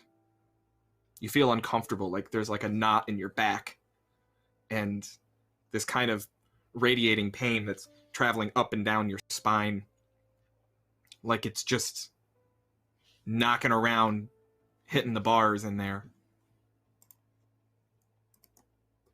And it's very uncomfortable. And I think when it concludes speaking with Zohar, it just quickly pops into your head.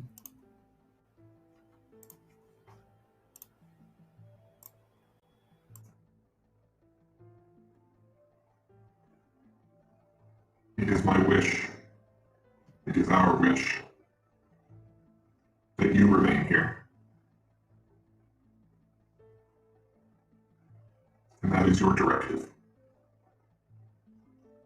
And in exchange for following this one order, you will be given absolute freedom for the rest of your days. It is that simple.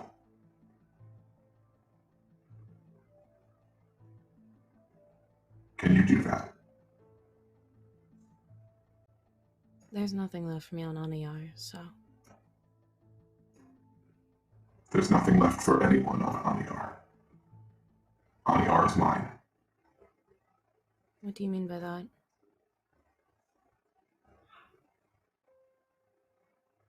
I mean, they're the only people left on that planet whose mind we have not touched are inbound for this planet right now. Every mind on Aniyar belongs to me.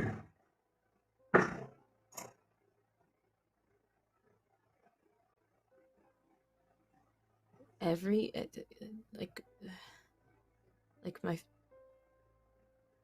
Every... Okay. Okay. That's fine. I don't know what that means, but... Are they okay? They are enlightened. I don't know what that means.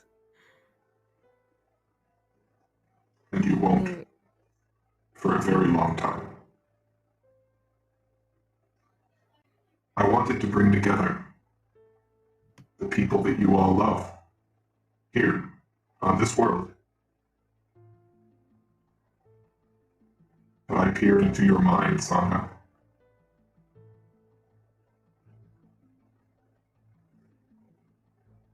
The one you love is here already.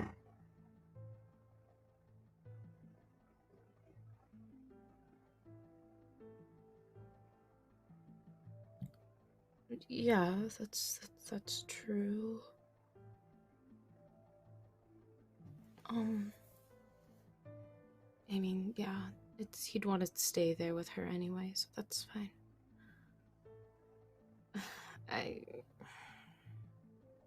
Is that your wish? Yeah. That I bring them here. If they haven't been touched, sure, but at the end of the day, it doesn't matter. The rest of the crew hates me now. I don't think I can convince them to stay. You won't have to.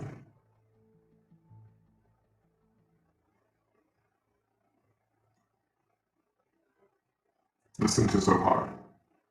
I have told her the truth. She will tell the crew the truth. And the truth will set you all free.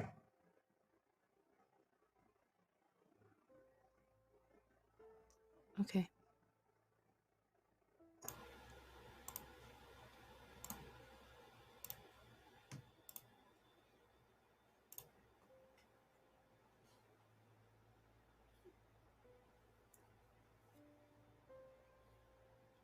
Zohar, what do you do?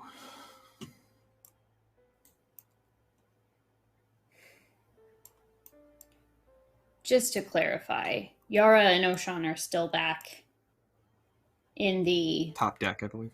The galley. Oh, they're at the top deck. Okay. I think that's where Sanha gathered everyone before. So yeah. Right, and now Sanha is the only one who's not there. Yeah. Great.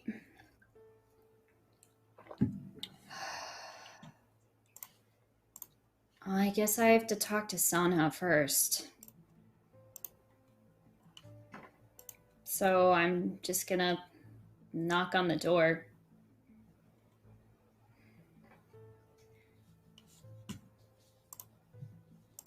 Commander!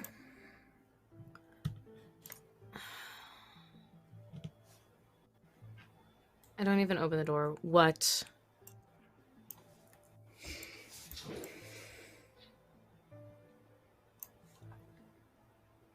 Commander, open the door. I go over and I open the door. Begrudgingly. Mm-hmm. What, Zohar?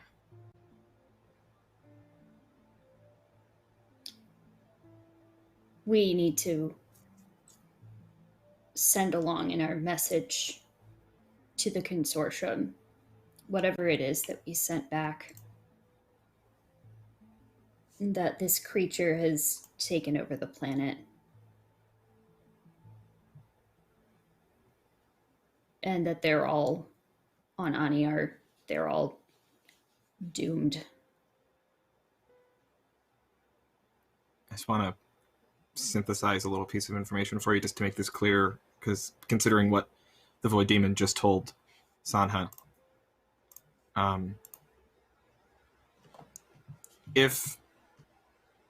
if it's not bluffing, and if it controls the whole planet of Aniar, there is no consortium anymore.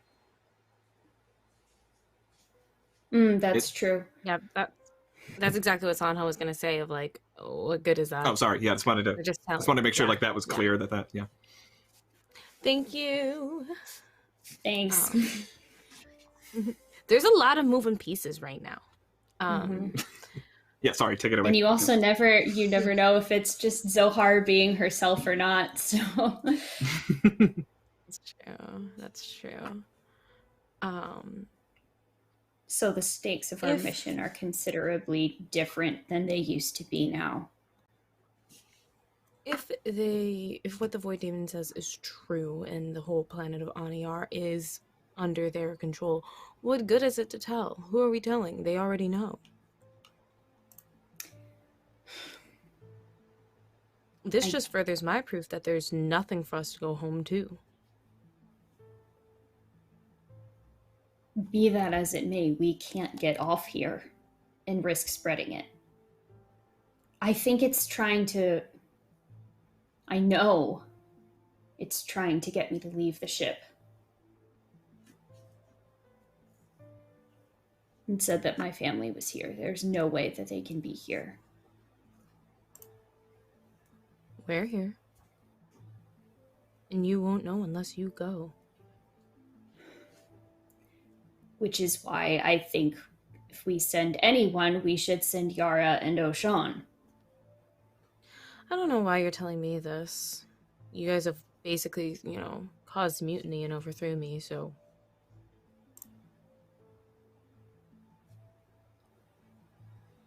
But you're still my commander. I told you about Aaliyah because you were my commander. I'm telling you about this because you are my commander. You can't pick and choose when I'm your commander. Because if I was... I'm your commander. Because if I was your commander, you would have listened to me. You would have done as I said.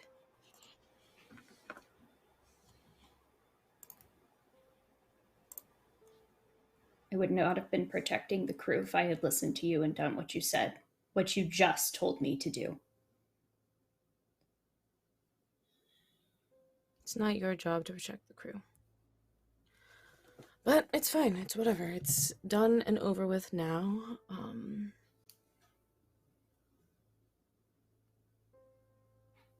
So will you stay here?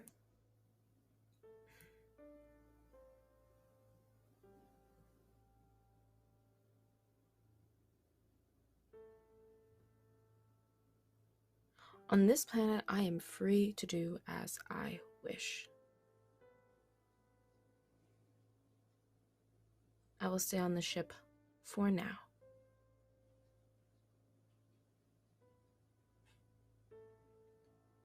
At least until Yara and Oshan can figure out what's going on.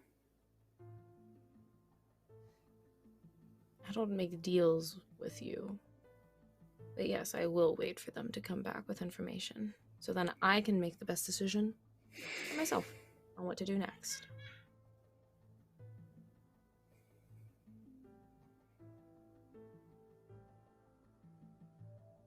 All right.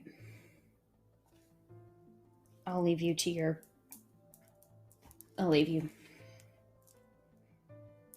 Then she'll just close the door behind her and go back towards the galley area. Yeah. What are Yara and Oshan doing? After Sanha stormed off and Zohar went after her, I imagine there was a pretty heavy, awkward silence that sat in the air. What are the two of them doing?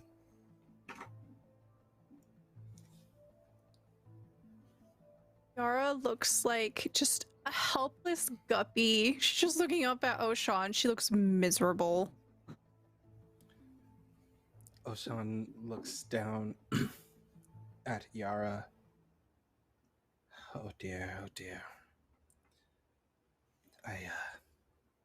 Perhaps we should eat something before we go to the planet's surface. I am afraid that...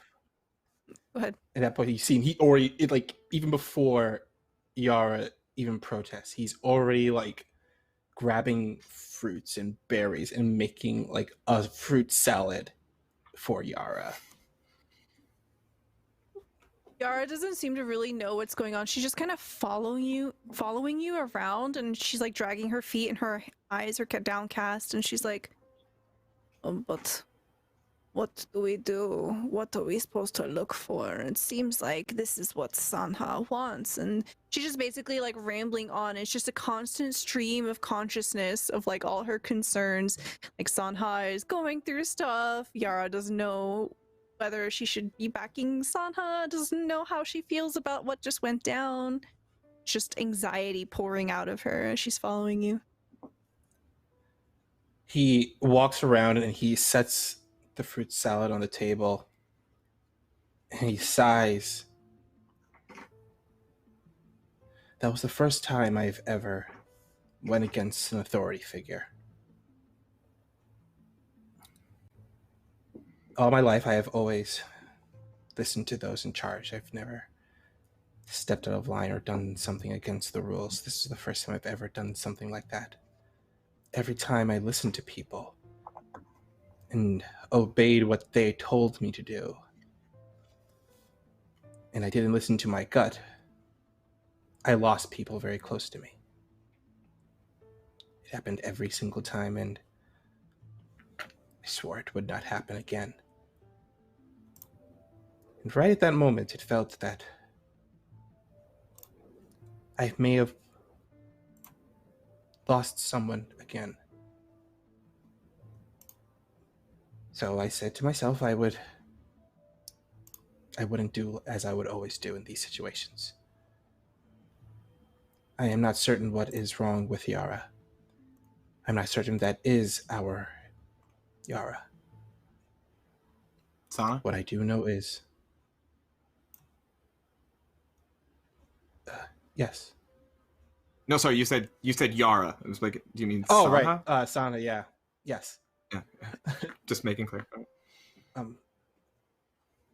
I do know is we still have our job to do. That is to go to the planet's surface, explore, and report any findings back here to the ship. What I am worried about is what will happen afterwards. Well, have it on good faith that whatever happens, what we need most now is more information, and the way to obtain that is to go to the surface. Indeed. if we can find as much information as we can when we do go on the surface, maybe some insight will be given into Sanha's current situation. Do you remember what the ledger had said on the other planet? They left here. I am very, very concerned. There was a whole ship of people that fled this planet. And when I found them, they were holding hands. Oh dear.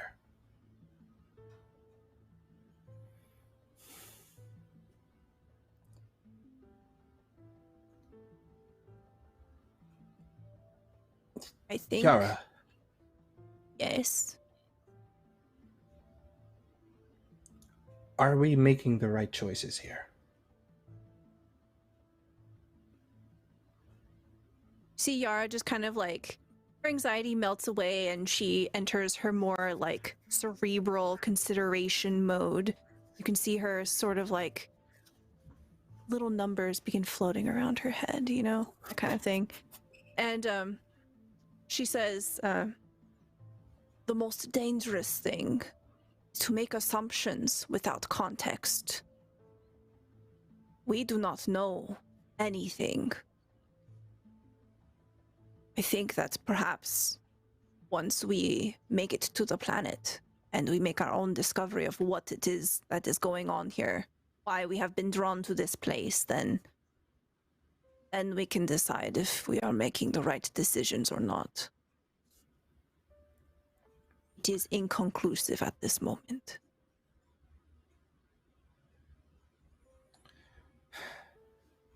You're right.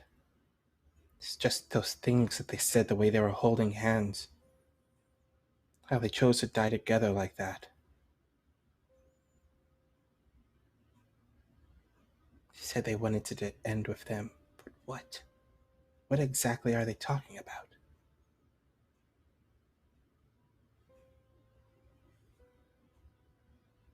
Well,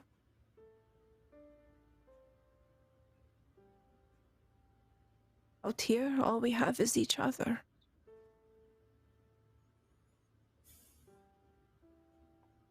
Indeed.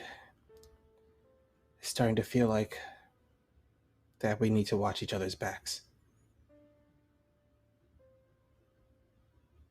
Ushan, thank you for stopping Sanha.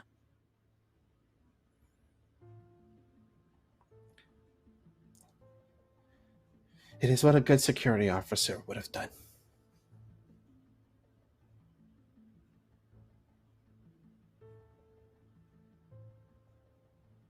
I don't think I am strong enough to tell her no.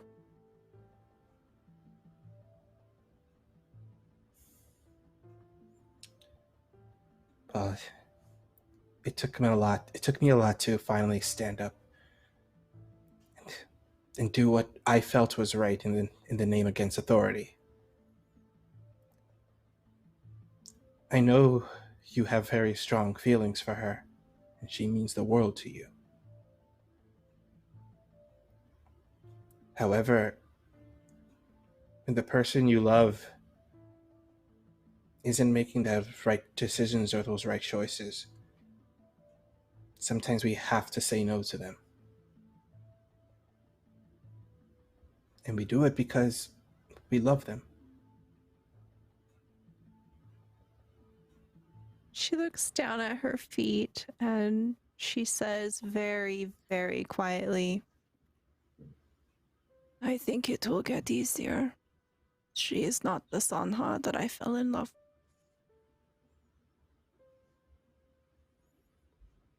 with. He kneels down so they're eye to eye level. No, she isn't.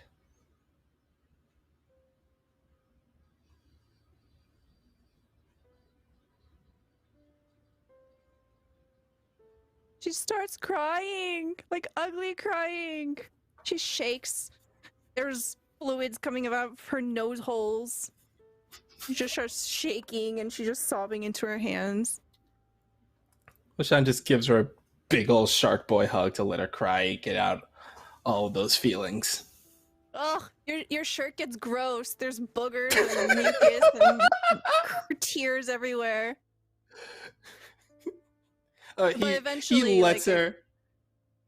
He lets her take, let it all out, go right ahead, and then he cringes when he hears that honk of a nose, but it's like, oh. Yeah, she just uses your shirt, just.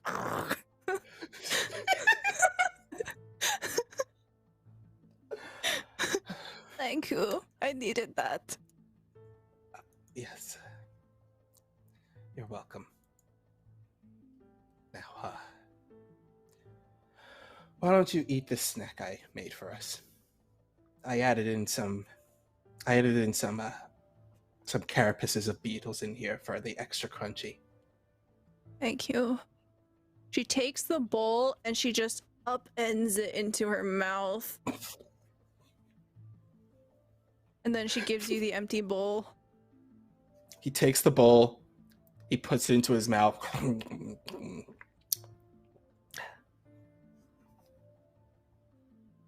She gives you a thumbs up. Gives him a thumbs up for actor. I think that is where Zohar enters into the picture.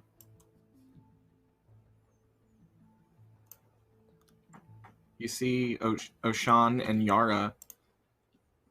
You walk in at just this surprisingly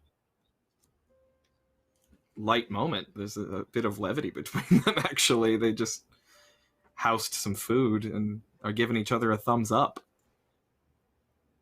But you can see that Yara has plainly been crying. Oshan's shirt is wet. Knowing Oshan's height compared to Yara's, I mean, they like... Oh, no, you said he got down on eye level, but yeah. I mean, I think, you know, his shoulder is clearly soaked. It's like a big ol'... It's like there is a large Yara-shaped face print right here. It's like on his shirt. You have the Shroud of Turin on. Yes! On the Shroud of Yara. The Shroud of Yara with tears. And that's where you find them.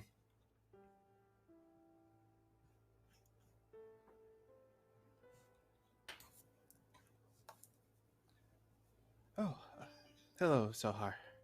We were just discussing what happened earlier. Oh, we ate all the snack we made. I would have offered you, but no, that's okay. I can make more. And she kind of goes over to the cabinets and just starts rummaging through them and, you know, getting together some stuff just to make you guys a quick snack.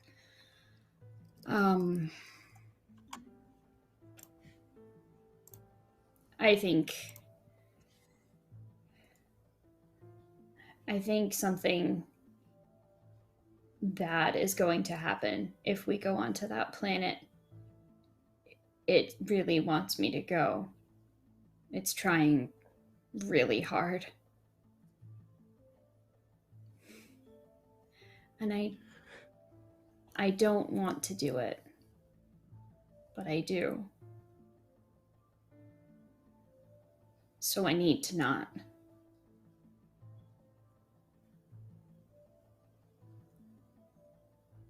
Sanha has agreed to stay on the ship, and I don't know why.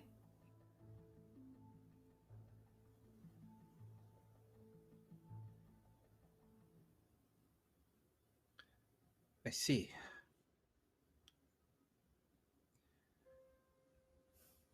Well, if I may ask, what did it say to you recently?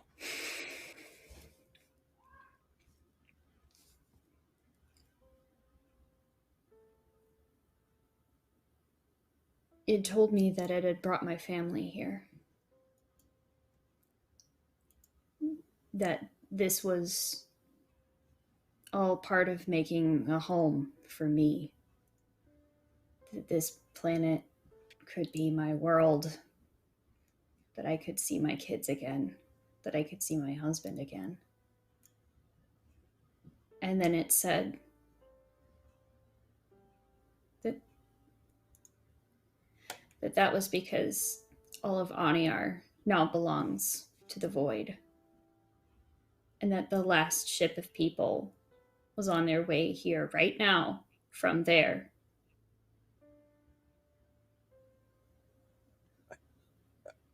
If we ever tried to go back...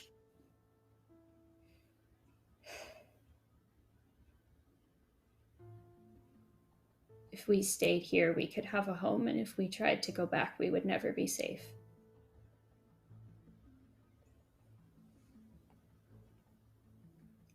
So, Aniar is already gone. Everyone. I'm so sorry.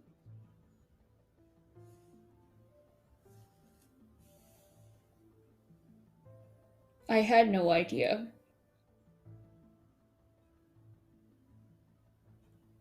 Oshan just slumps down in this room and just holds his head in his hands in silence.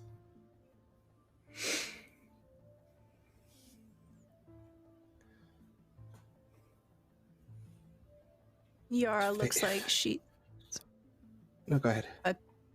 Yara is just like sitting there looking as if she's digesting the information. She seems like really unsure. It's more like number crunching than actual like weight of emotion or anything like that. But she doesn't say anything.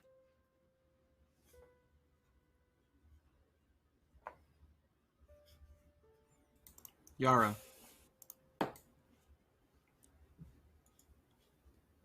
I owe you a boon. And you're smart. And you're an expert in infectious diseases.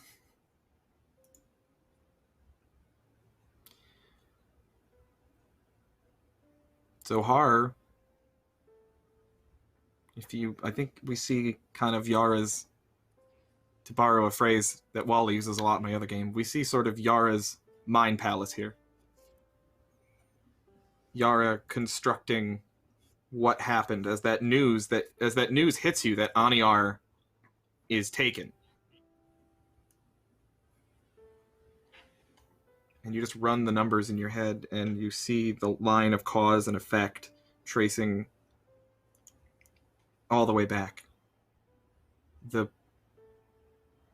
last crew of the Sentinel had a mind nebula that was infected with the Void Parasite. Their mystic had it. Their mystic was Tycho. Tycho was Zohar's teacher. Where did he get it? Zohar. It all traces back to Zohar.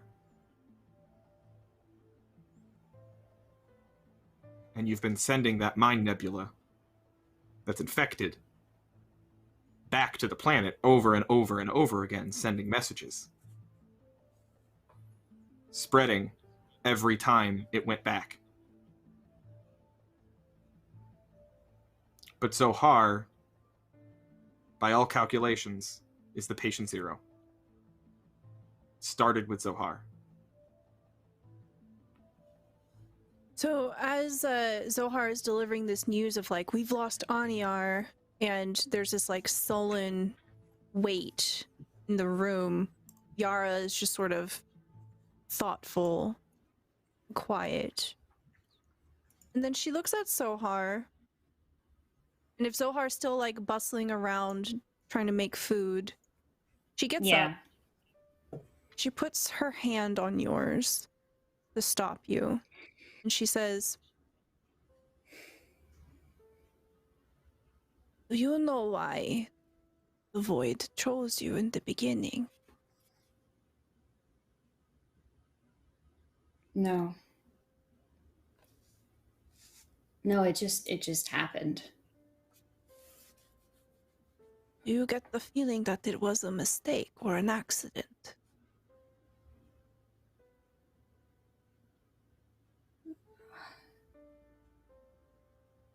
I don't know. I guess so.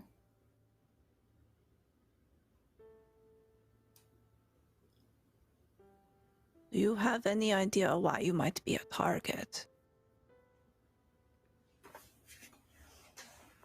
The only thing that I can think of is what those creatures said to me back on Amber Ocean. What did they say to you? They said, "You're of the ancients and we greet you as a friend." They wouldn't tell me what they meant by that. And I didn't ask. I was busy trying to get you back.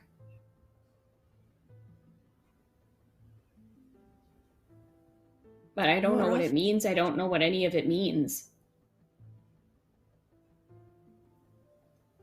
Do I have any sort of sense about this talk of the ancients? Have I heard of this before? Yes. You, Yara, when you were on Amber Ocean, you met that creature, that goo monster that spoke with you, and told you that it was of a species that had been touched by the void and enlightened, and that it was not time for humans yet. Humans were not ready to be enlightened yet. But that they had been enlightened and that they sought to enlighten others. They wanted to enlighten the Lyokans, the crab people that lived on Amber Ocean, but they could not reach them. They were secured away. And that in time, humanity would be ready for enlightenment, but was not yet. This talk of the ancients, this void creature, this void demon that is in Zohar, it seems to you that the other void creature you met that had been enlightened recognized that the void demon inside Zohar was of its same kind. Perhaps a much older species or whatever. How taxonomy works in the void, you don't really know. But it recognized that they were kin. And that Zohar was carrying the enlightening influence of the void inside of her. So this talk of the ancients seems to be essentially the void demon it's referring to, that Zohar was carrying the same ancient void energy and strength of enlightenment with her. And you know that Zohar has no idea why. Zohar doesn't know why she got it. It just kind of happened one day. But you can surmise, Yara, that there was a definite place and time where this all started. It was back on Aniar when Zohar encountered this tear in the void. And then this thing entered her. And since then, it has sprung from person to person to person to person. But you know how it got into the world. And you just might be able to send it back where it came from.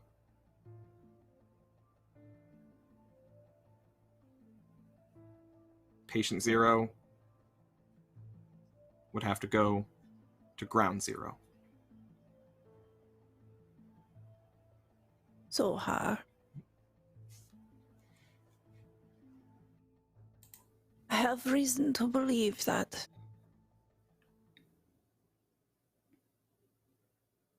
the source of all of this is you.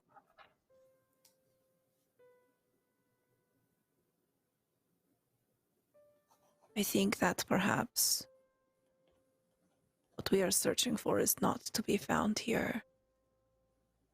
Well, depends on what you are looking for, but you met this entity a certain time and place. It appeared to you.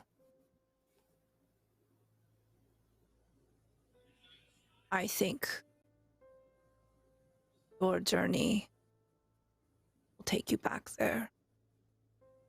If you want to be rid of it, I think you need to return to the source.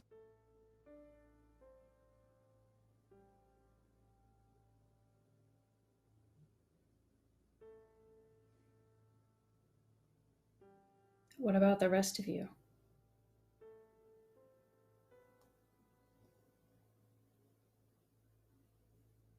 Yara's hand stays on Zohar's, and she kind of turns to look over at Oshan.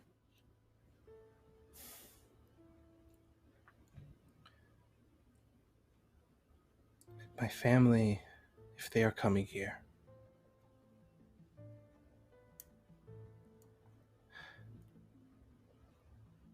I don't know. I have to be here for my family. I can't. Of course. If they are coming here, be them void touched or not, I need to be here for them.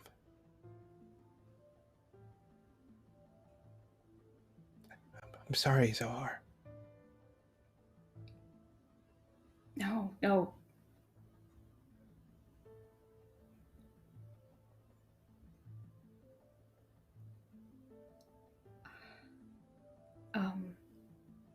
I think both things can be true at the same time. This is where we were looking for a home, a place for our kind, our people. But we also have the void to deal with as well. It seems that perhaps our paths are divergent.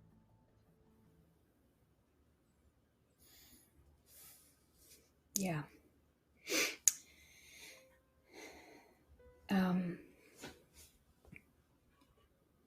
I don't know how we're gonna explain this to Sanha, but we should probably talk to Weha Navari about it too.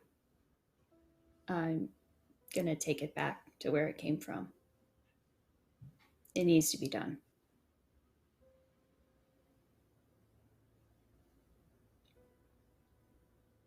I don't know about you, but it seems that whatever this is, it is trying to separate the touched and the untouched. Mm-hmm. I'm curious to wonder if perhaps you should not go alone. Perhaps we should try to convince Weha, Navari, and Sanha to go with you.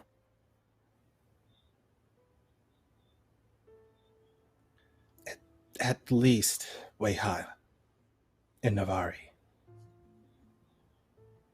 A navigator and experienced mystic will be much needed for this.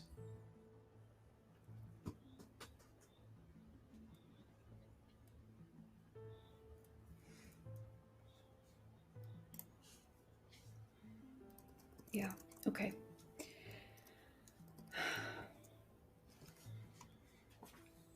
Zohar, if your family is on the planet, do you want me to say anything to them?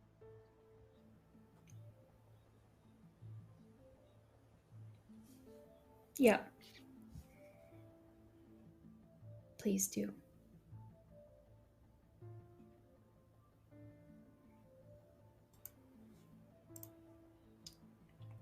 You'll know what to say.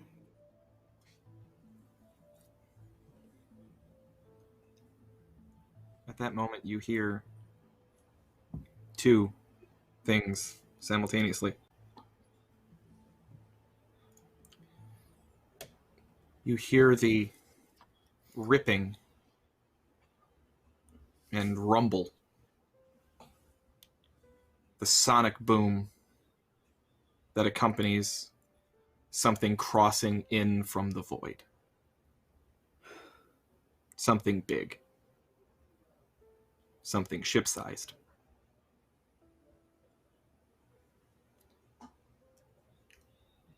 And you hear the most pained, animalistic, blood-curdling scream from Navari.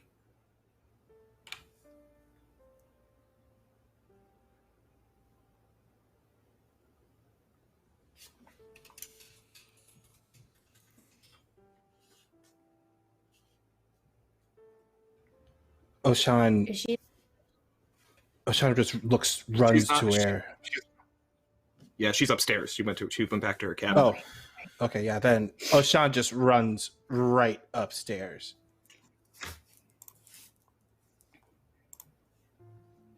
You run, Oshan. As you run up the stairs, you reach Navari's chamber where the door is slightly cracked, and you can see through the crack in the window, or through the crack in the door, you can see the window behind Navari's bed where the shutter is up. And outside you can see that a second void vessel has just landed. A ship very similar to the Sentinel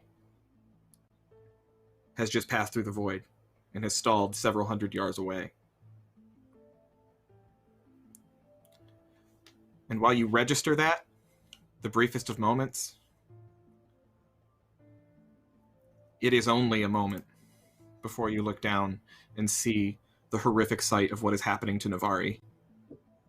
She is screaming. She is whimpering as her head is seemingly being cracked in half. And her entire body is shaking as there are flashes of light emerging from her eyes and from the cracks in her skull and from out of her beak as she falls backward. And it's as if the void itself is pouring out of her. You've never looked out the window during a journey because you were too smart for that, but now you know what it looks like. Because Navari is looking straight at you, and it is all pouring out of her at once.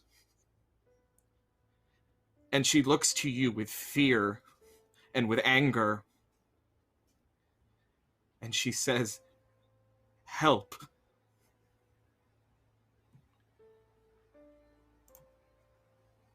As it continues,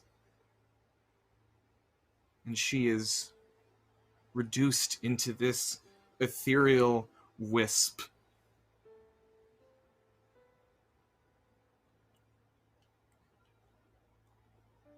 As we return to Sanha.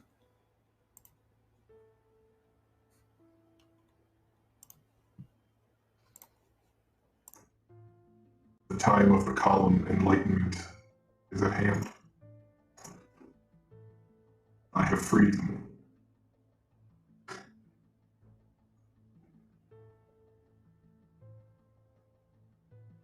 You are half column. Yes. Do you wish to be freed? I don't know if you would survive enlightenment. I'm half human, so no, I don't think so.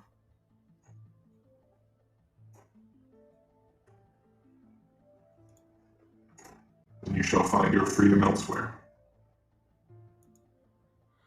Oh, thank God.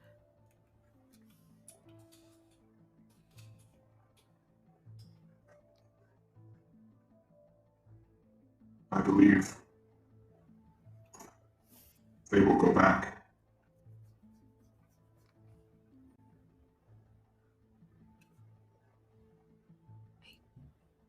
There's nothing to go back to. I don't understand.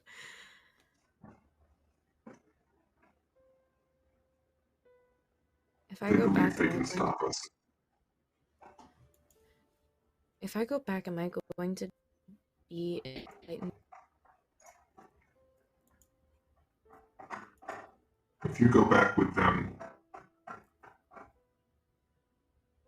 I will not protect you.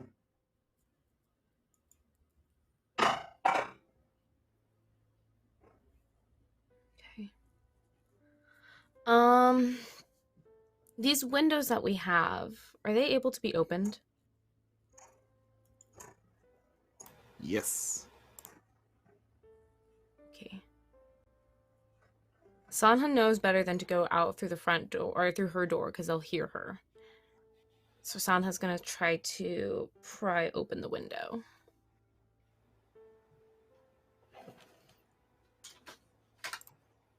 I can do a little Okay. check if I I need don't think to. Cool. I honestly don't think that requires a roll. I mean, it's just a window. Like they are designed to open, just not open during void travel, but they can open. They have hinges. Yeah, so Sanha's gonna open up the window.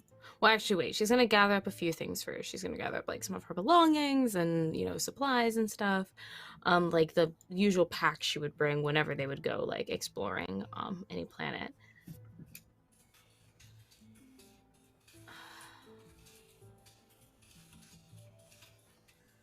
I'm trying to think if she has anything sentimental in her room. No, she's not like that. I was about to ask. I know, right?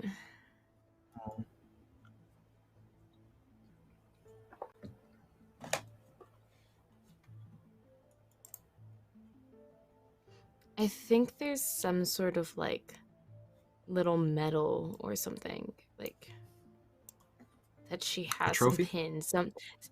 Not quite a trophy, because I think a trophy is like too big, but like something wearable that shows like an accolade that she got from when she was in college or university or whatever. Same university that she went to Yara, or like she went to with Yara, where they met. So I think she takes something like a medal, let's go with that, and kind of like throws it around her neck, grabs her bag, and hops out the window. It's a little bit of a fall down. Mm-hmm. You're reasonably high up, but you're light. Yeah. Soft Damn, landing. if there was ever a time I could fly. And you land on the ground, a bit rough, but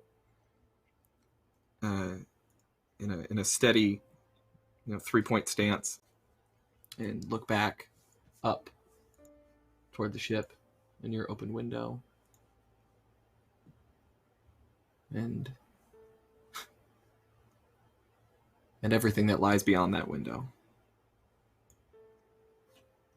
Your friends, your crew, Yara. And then you look out ahead to everything that lies before you. A whole world that is your own. You always had that one hole in your trophy case, that achievement you never got. That thing that never fully made your parents proud.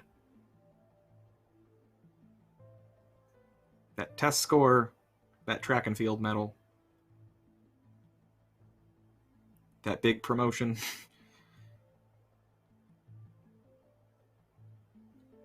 And in your mind, that trophy case is thrown aside.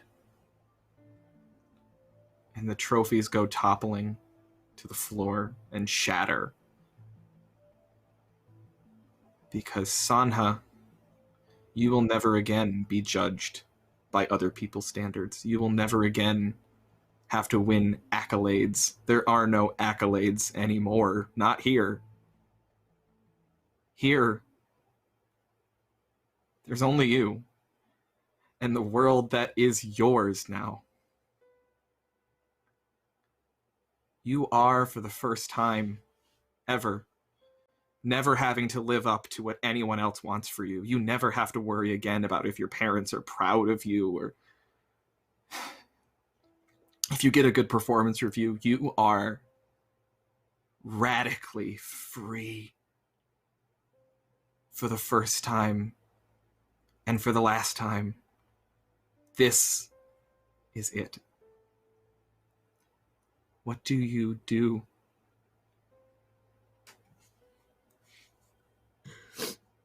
She just starts running. She goes. She leaves. She just goes. She runs. She's not. Whoa. Yeah, no, she's gone. Your legs pump. You run, and you just run, and run, and run straight on. When you feel the muscles in your legs burn, you push even harder. And you run on into the horizon with a shout in your lungs. And freedom, true freedom in your breath. Yeah. You may be panting, gasping for air, but you, for the first time ever, are breathing free. And that is where we're going to end this episode of Black Void Into the Oblivious Depths.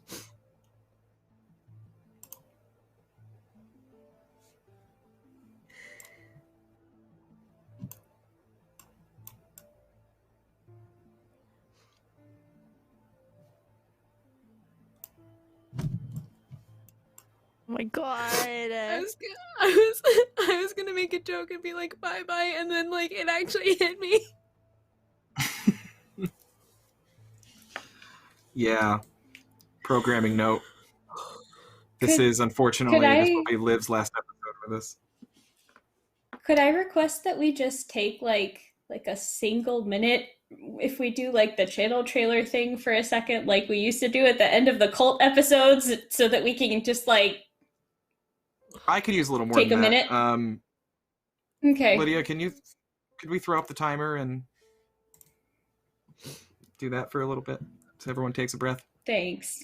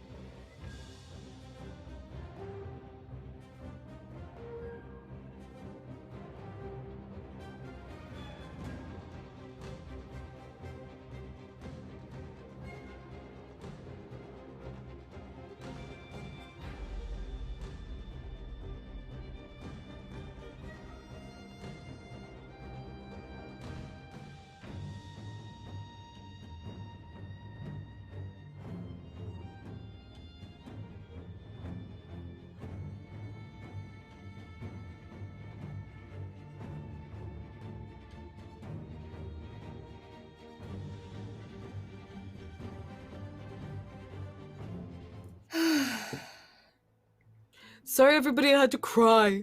I did a big cry. I did not realize we were live when you said that. I had to shed a single manly tear. Same. No. Same. So- My manly tear came out of my left eye this time instead of my right. God damn. Oh, Wow. God. Switching No, it not up. lefty. Yeah, I cried know, like a right? little Like, bitch. I don't know what this you're is- talking about. Talking about manly. I cried like a little bitch. So, Wally, I love you with all my heart.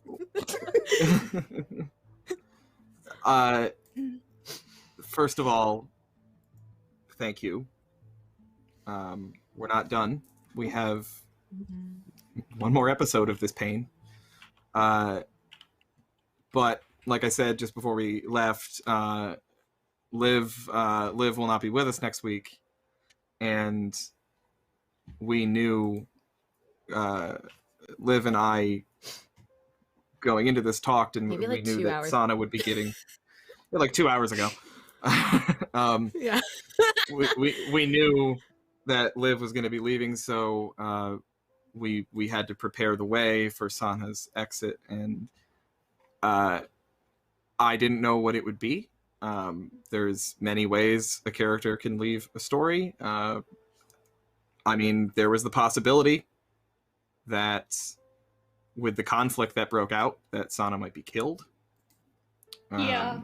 I'm really glad that there didn't was- happen. Like, it Really would have glad been that didn't okay if happen. it had, because we talked about it, but it also would have broken my heart, and I'm so glad that Sanha got to be happy. Yeah. It does feel Like, And- even you guys, right. if you were here from the beginning of the episode, at the beginning of the episode, like, that entire time that Sanha and Zohar were having that conversation, I'm also, like, typing in green room chat, hey Liv, I know we talked about this before, but are you sure that if we go into PvPs, it's still okay? Because, like, we've been talking about this for several weeks leading up to the end of this, thinking about what might happen. We've all talked about this as a group, and I was like, I know we talked about this, but I'm just checking. I just and need I'm to really glad that know. I'm really glad that Zohar didn't have to kill Sanha. That would have broken my heart. What I'm not Like- appreciating about is the fact that Sanha straight up broke Oshan's ankles after he tried to grab her. I mean, what the fuck? He just like straight like shook her. Like Oshan went to grab, like, oh, I'm about to grab her. Like Oshan was like, oh nope, yeet, and just like ducked underneath her and broke his ankle, and he fell down on the court like Shaq. I mean, come I on, stand Sanha. by- not like Shaq. Not Oh, he being did the Shaq built. fall. He just went, huh. Liv. Liv. Big I Alfred just saw over the here. clip. Liv, I need you to know that if that fight broke out and it was PvP, everyone against Sanha, Yara would have stabbed everybody except Sanha. Oh, I know you To would know have. that. And Yes. that's why you are the homie. Sella. Damn. That is what would have And killed Zohar, honestly, because she is not smart enough to be like, Yara's gonna come kill me. it could have happened. That's the point. Like Yeah. everything was on the table. We didn't rig any of the game. We didn't decide anything in advance. We Nope. did not predetermine what this ending would be at all, and we just let the chips fall where they may. And I'm saying this because, like I said at the top of the stream in Tunnel, I have the best fucking crew of role players on the goddamn planet in this game, and you can only do this. What we just did, you can only say to a player, and a conversation between a GM and a player, you can only say, you're going out in this episode one way or another, and I don't know what it is, but when it's over, you're not going to be here anymore. And have the trust with each other to let that just play out and just see what happens. And Sanha, like, there was a mutiny. Sanha could have been killed. Oshan, that'll go down as the most critical role in this session, if that grapple had worked, what would have happened after that? If Oshan had gotten a hold of Sanha, I have no idea. Yeah. And the beautiful thing is that we'll never know. That's a different story, but it's not the one that we told. It would have fit, but it's not the one. I'm saying is I was ready. If Yara was ready to stab people, man, Oshan was ready to drop kick Yara. Like, and it's not hard to drop kick Yara because she's smaller than him. So it would have just been like pick you up by the head. Tiny hollow bird bones. Crunch. She would have dropped kick. It would have just been a Yara drop kick. Listen, free that or straight up relax, Yara. okay? Yara. Really? I love the shit talk so much. I love the shit talk. This is the best part of the debrief. Me and Wally discussing each other. Yes. Oh my gosh. Well, okay, for me, it's like it's very satisfying, and feel free to chime in, y'all. But it's it feels very satisfying when your character goes out, or maybe not goes out, but when your character completes the arc that they had in their mind. Because how many times in like role playing it's like, oh, okay, like this happened and now like we need to readjust our opinions. You know, you have a cleric at the beginning of the party who wants to do great and be a great leader in the church, and then they find out, oh, the church is fucking terrible, let's figure it out in the middle of the campaign, right? Like it's always something. But I have known from the jump, and Colin can quote me on this because Colin has all the documents, we've talked about this from the beginning. My whole goal with Sanha was that she was going to stay. I'll let you all in that like entirely in the background. If it's true, we did not know like what was going to await us, but the second that Sanha found a place that was inhabitable, she was out of the crew. I knew that from like the very, very start, that she would sit. If you all wanted to go back to Aniar, that's fine. Go back to Aniar, send people my way, because I'm setting up a society here. Like that was my goal with Sanha. She was always going to stay. So it's very beautiful that I got what I both wanted and needed. God, she's so selfish. Yeah. How fitting of her. But it was such a good arc, and the way that you landed it was like, that was God tier roleplay right there. Yeah. Like, yes, get live in your games, people. Do it. I'll say it right now. Put live in your game. Because for the simple fact is this. Let me tell you why put live in your games right now. That whole scene, if Liv didn't roleplay it the way she did, we would have hated Sanha when she left. We would have 100% hated Sanha. It's the fact that every single person at this table all were questioning their reasons for doing what they were doing. Oshan even said it himself. He says, are we doing the right thing? Yara, Kor, Yara, and Zohar. Yeah, like they all had those moments of going, oh shit, are we really the bad guys here? So the fact that happened is because of Liv's awesome roleplay. The way she handled every single situation brought her, the way she just straight up handled that void demon. She was like, what? You my bro, whatever, we good. We go back like Ed and Eddie. But it's like, it's she had everything lined up so perfectly that when everything went down, you couldn't just go, well, fuck, I hate her. But you don't. You don't hate her because you don't hate someone who pulls off the Xanatos Gambit. Because you have to sit back and appreciate the fact, like, holy shit, they did it.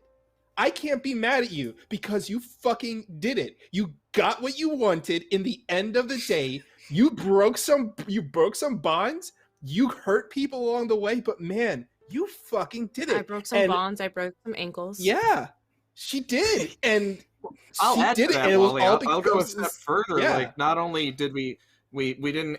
So basically, in the end, like if we boil, like Sanha did something selfish at the end. You know that was, you know, partly for her own gratification, and we still loved it because it was genuine. And this is all despite the fact that earlier in the episode, Sanha went full face heel turn. In terms also, of which really quick, thank you everybody. That was so delicious. There's nothing like it. Yes, You it shouldn't. was. I knew you were. I was messaging Liv in so Discord good. during it. I'm like, you're loving this, aren't you? I was. Oh, I could tell this chick was loving every single bit of it. Oh, with relish, with The relish. way the specific things that you picked out just to needle us, I'm just like, damn, she's good. Also, like, the fact that Sanha and Oshan, even on the last episode, Sanha and Oshan got to burn each other one last time was so some good. savage burns at the end. I was oh god, he has a Virgo Mars. It's a dangerous placement. It's not good. I'm really mean. But I don't know what that means, but Okay, can I ask just how we're feeling about a few things that happened, because there was some very, very heavy things that went on. Stella, did you? I love the end of this episode very, very much because it did something that I absolutely love doing in every game that I GM, which is emotional whiplash. There was 2 endings to this episode. There was Sanha's escape and her elation and her freedom. And then there was Navari's death. Navari, and I love the contrast here, by the way, because as far as the Void Demon is concerned, Navari was freed too. And I knew that this was going to happen. This was one of the things I did sort of have planned, because it had been established, the Void Demon had signposted this, had kind of warned, like, the Column are ready to be enlightened. The Column are ready to be released. And Navari's the only Column on the crew. So I knew that was going to happen. And partially I did that because I wanted the stakes to be very, very clear about that it's begun now, and that this, if you don't go back to Aniar and you choose to stay here with whatever the Void Demon's given you, that is what you're damning people to. That's what they have to look forward to. And I knew that was going to be a hard moment. I knew it was going to be a hard choice. I didn't know what choice any of you were going to make, but like, how are we feeling about that? Because that was I mean, I saw, like, Wally, you were in it when I was describing what happened to Navari. Like, you were really in that moment. How are you feeling? So you were there. So every single time, whenever, like, you set up a moment like this, because I'm going into this 100% with, like, the full, like, space horror mindset. Like, I know I'm gonna see some gruesome space horror-ish, and like I said, the last time you did something like this, I was like, oh man, he's throwing some big Dead Space vibes here. I'm feeling it. Yes, throws me some jump scares in my face, kind of thing. Then when this happened, I had that same vibe again, where I was like, oh shit, here we go, survival horror mode. And then I was rewarded with exactly what I was expecting. So I am feeling very fine with it, because honestly, I was expecting it. Like, I was expecting something like this to happen eventually. Was it going to be Navari? No. I thought we were going to see it with some rando on the planet, but I was expecting us seeing what would happen if someone got enlightened. I knew that was going to happen. I wasn't ready for it to be Navari. I did not expect it to be Navari. So I would say that... It kind of broke my heart that it was Navari, but it had to be Navari. Yeah, it had to be. It really had to be, because it's a personal hit. Now we know what will happen. So now it's and I had to make it personal. Yeah. Well, for Oshan, it was going to be personal no matter what, because his family is here now on this planet, and he just saw what happened to someone who was enlightened. Even if it wasn't Navari, he would have been like, oh, fuck these guys. Like, he would have been right off the bat. Like, he was already not drinking the Kool-Aid, but now it's like, oh no, we're throwing down. That's it. It's a wrap for you. But it's also at the same time, he knows he cannot go with Zohar. He can't. He has to make sure that his family's safe here. Because that's the last thing he wants to do, is up and leave them here to go stop the Void, but then who's going to protect them here from that? So that's where his mindset is now, because now it's even more of a reason that he has to stay here and protect his family. And also, by the way, like, again, GMs do all you can to plan, but no plan survives first contact with the players. If you had told me before this episode that no one would ever get off the ship, I would not have believed you. The only person that left the ship was Sanha at the very end. But I had fully expected someone was going to go but you all were very cautious about it. Because my entire goal, not my entire goal, but Zohar's entire goal as a character was prevent anyone who seems a risk from leaving the ship. And honestly, like, as much as I was like, I'm really glad I didn't have to kill Sanha, I legit, like, right here have my Black Void thick-ass book pulled up right here to my spell that lets me manipulate gravity, so I could have rooted you to the fucking floor to keep you from getting off of that ship. And so I'm just like... so lucky that I'm not going to be here next session, because the way that I would Mr. Miyagi that ass, wax on, wax off, I know, get you. I know. You know what? I know. Really, but still, it's like, if this was an episode of a TV show, this would have been that weird experimental media episode, or like a bottle episode. And it's like, it's not a bad bottle episode. Yeah. It's the episode 9 of Game of Thrones. We have a bottle episode. Like, we have a bottle episode, and bottle episodes, like, don't go well. This was a bottle episode that worked exactly the way it did, because bottle episodes are supposed to build tension. It's supposed to feel like the walls are closing in tighter and tighter.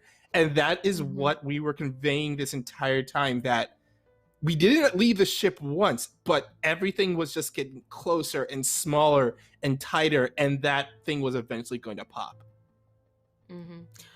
Stella, you were going to say something.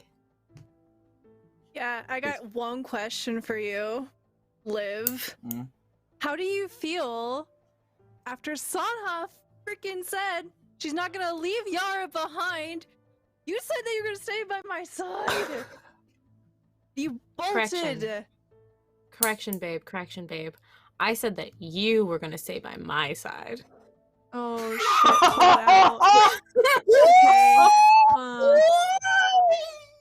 Sanha! The way that my body temperature just raised. And that's on Toxic X's, baby. Goddamn Sanha! Oh man, Yara has to deal with this next episode. That's so evil.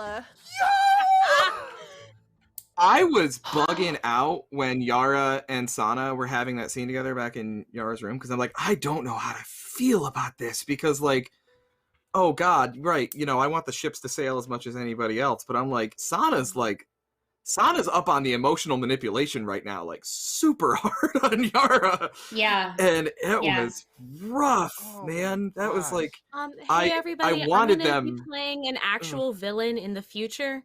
You got a sprinkle of what it's like when I played Sanha the heel, but if you want to see how bad I really get. Oh my god. I want Liv to play all my villains now. Jesus. Okay, so I want Liv to break my Liv, heart a million times. I'll piece it back together. And that's what makes you so good at playing villains, god damn it. It's just For real. My god. You can't always play. You go and say things like that, and it makes it impossiul for me to hate you, Liv. For real. Wow. When Harry comes out, really? You want to kiss me so bad? Yeah. I said what I said. and I choose my words with care. I am a professional. I choose my words with care. I am not ashamed to say that I have seen When Harry Met Sally upwards of 20 times. Good fucking movie. Yeah, no. You can't always play the opposition of the party. I do want to sit here and like be a responsible person.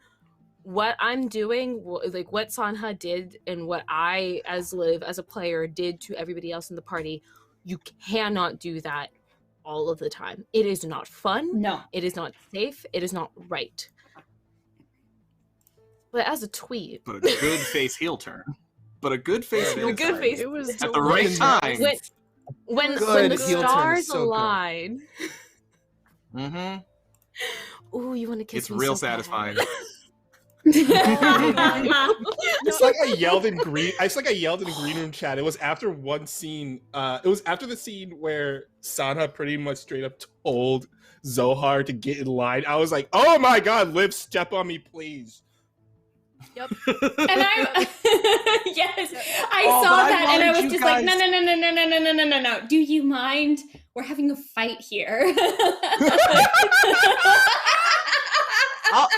Yo, look, it's fucked up, but during that Yara Sana scene, I was totally just like, kiss her.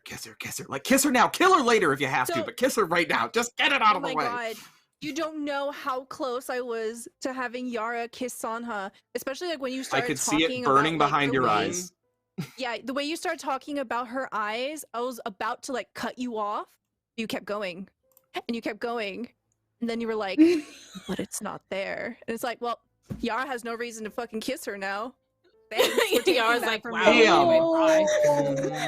Okay. Well, once again, though. Okay. Once again, some of the most beautiful narrative. Wow. Like that scene in particular. Dude, yeah. It was so. That was the first time I cried this episode. Was that was the first two of you I lost fucking.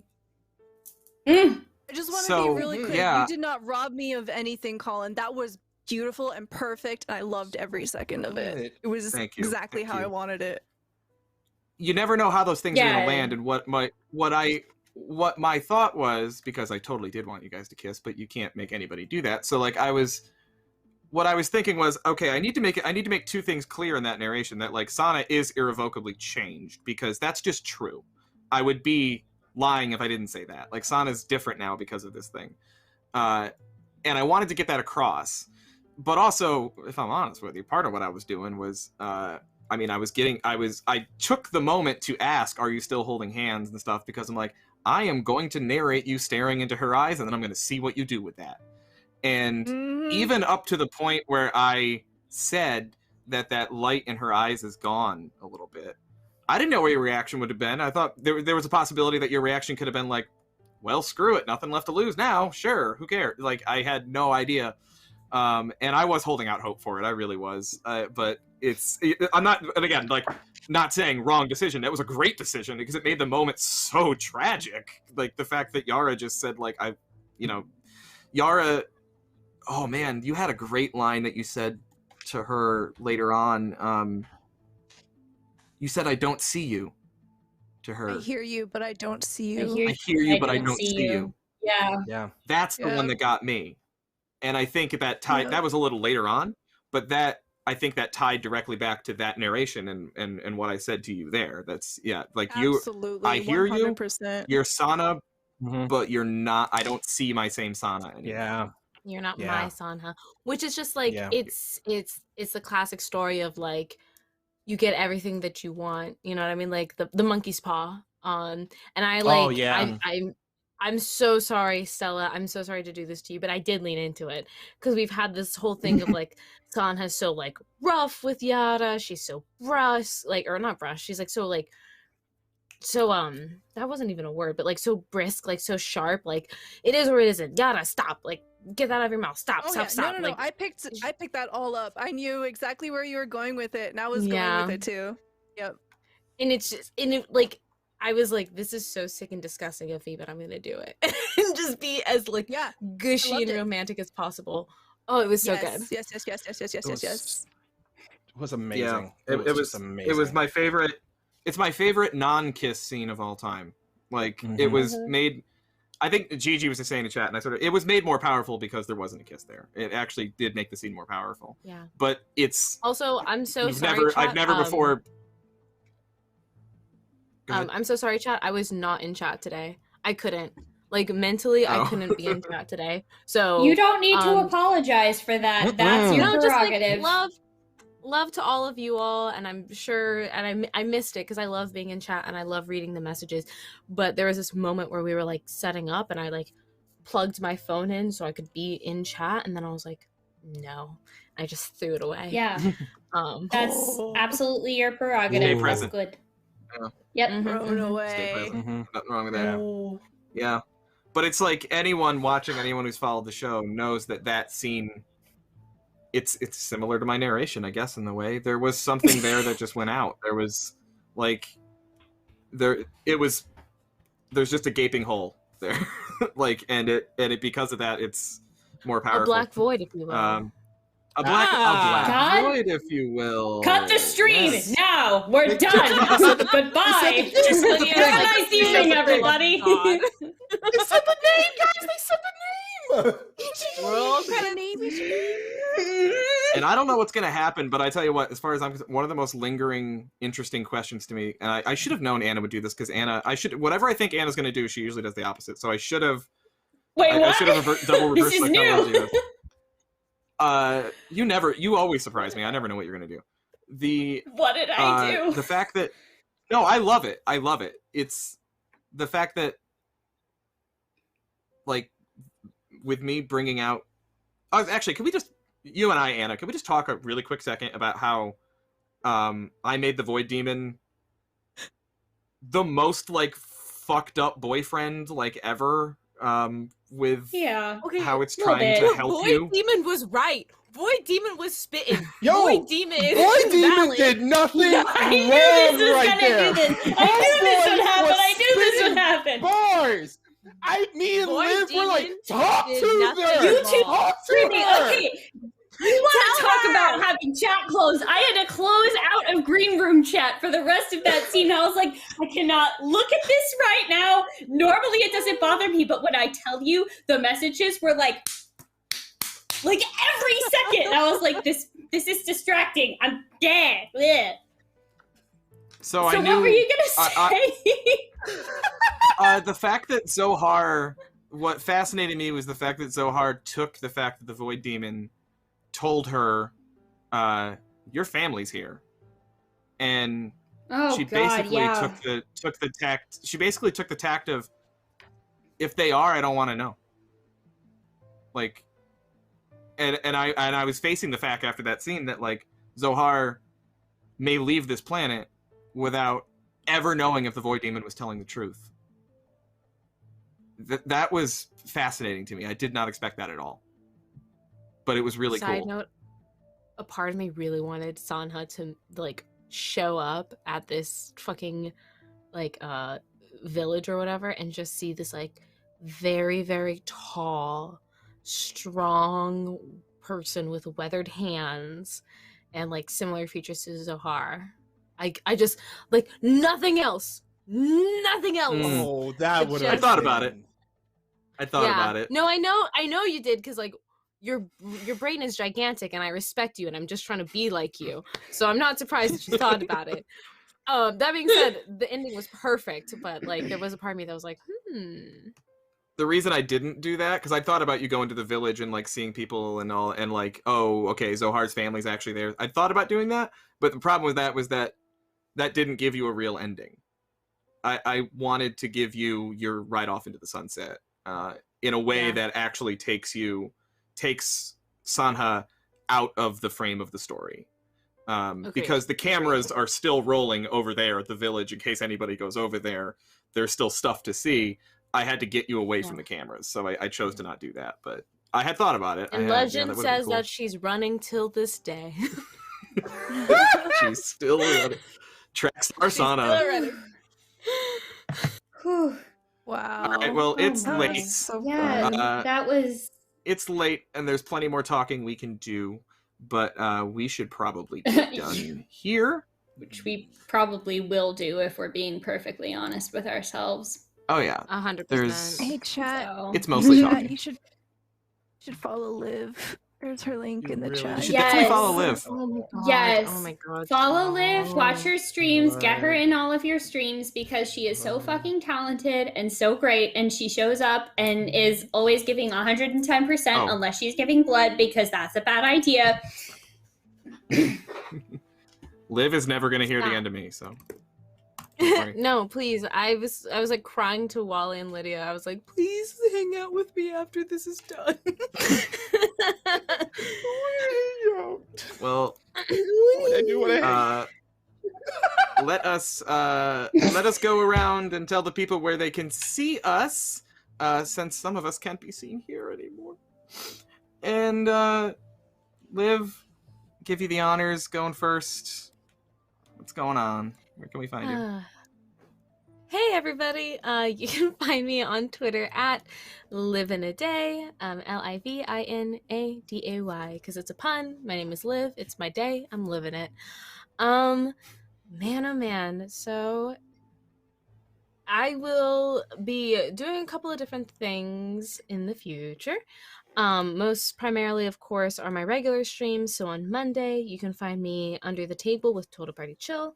Under the Table is a indie-specific TTRPG actual play where we play like a bunch of different indie games.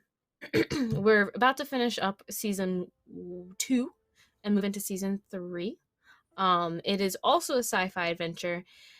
And I play somebody who's very different than Sanha, like extremely different. Like, oh my god, they would hate each other. But it's a lot of fun. And then on Tuesdays, I'm Into Deep over at Rule of Lore. Into Deep is an all queer LGBTQIA plus stream where we're playing Waterdeep Dragon Heist, Be Gay, Do Heists. And then on Wednesdays, later in the evenings, I play Pasión de las Pasiones over on Off the Table, which is a telenovela-inspired TTRPG, where I play Rosa, who is just every Disney star after their Spiral. That's the best way I can describe her. Look, Rosa's a hot so mess, good. all right? Just be honest and say it. She a hot mess. You actually watched that stream. Rosa's she a hot mess. Yeah. But I'll be doing a couple of different things in the future.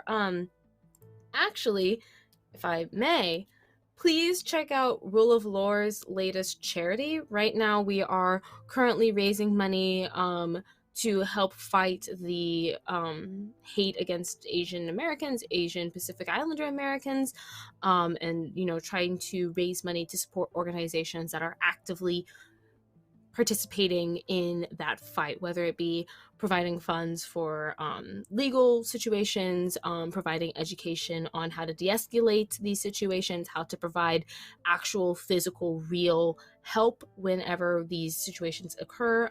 We are trying our best to show up for a community that deeply needs us. As a Black woman, this means a lot to me. I don't need to sit here and talk about my own relationship with this cause and with this unfortunate situation, but I want to be there for my friends, my family, my siblings. So, Rule of Lore is currently doing a charity event for it. We are, last I checked, $1,200 into our $1,500 goal. I know that they did charity. Yeah, right. So you can find out how to donate over on Rule of Lore. Check out their Twitter, and see if you can. If you have the means, please show up to support. They did a stream tonight, so I don't know what they're currently at, but as of last night, we were at 1,200. So. Yeah, if you're gonna miss Sanha, throw in $1. Throw in $1 for missing Sanha. Also, that show is awesome. So watch that too. Oh yeah, you watched last night. That was whew. It started out kind of like this episode where we thought people were pulling from a deck of many things, and the next thing you know, oh no, the world's gonna end, but in a completely different way than the way that we thought. It was bonkers. Yeah. Well, I will miss Sanha, but I will miss Liv more. All right, how about Stella? Hello, I am Stella Luna here on Twitch. I am Stella Luna _TV on Twitter. I do various types of TTRPG things.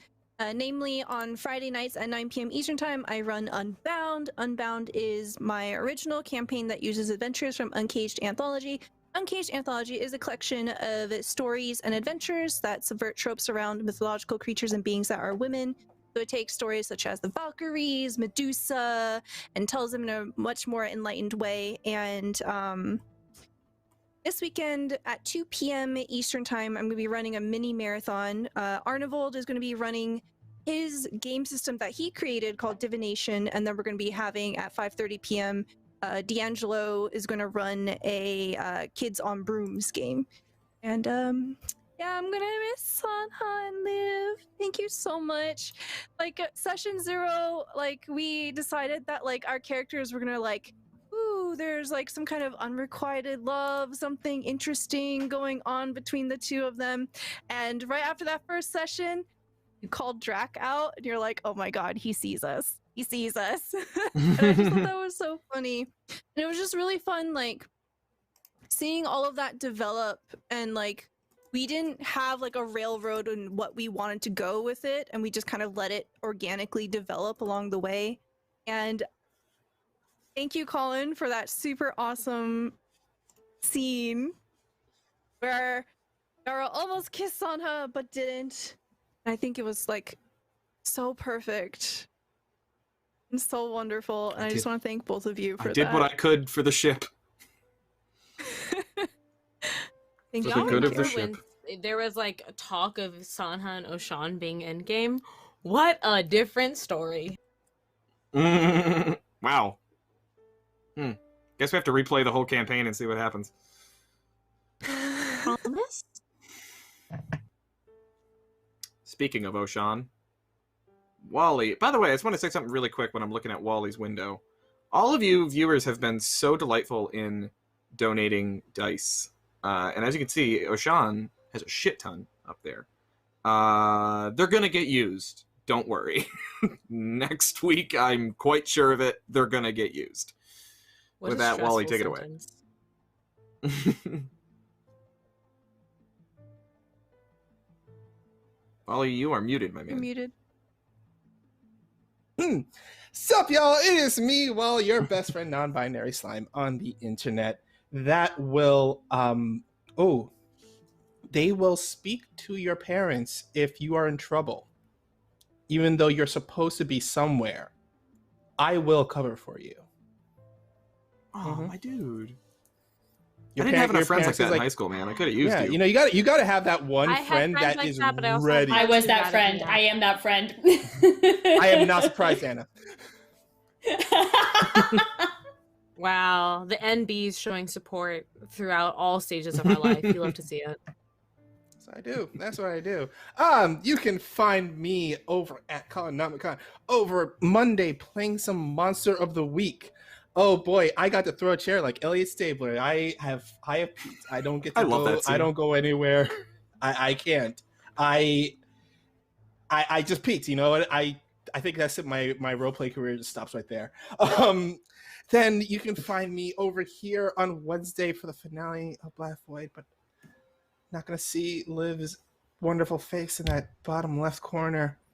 Liv, it was an utter delight playing with you. It was just such a total joy. We vibed at like day one. We vibed. It was great. It was wonderful. Y'all watching this right now, put her in your shows. You will not be disappointed at all. You will get top tier stuff from it. Wally, all right? if you don't Top shut tier. your cute ass, supporting ass, incredible fucking, and just like best friend looking ass, fucking shaped like a supportive friend person, just like out of this world, fucking ridiculous, man. Shut up! Shut your cute ass up! There we go. There we go. Right there. That's Liv. Right there. Liv is also really good at adorable bullying, so that's what you get For as well. real, she's really good at adorable bullying. Liv, the type of person that like slap I'm 5'4" and I'm serious. You 5'4", you adorable. You like when someone get a No, bro. You're 6'5", and I will tuck your ass into bed with some warm milk.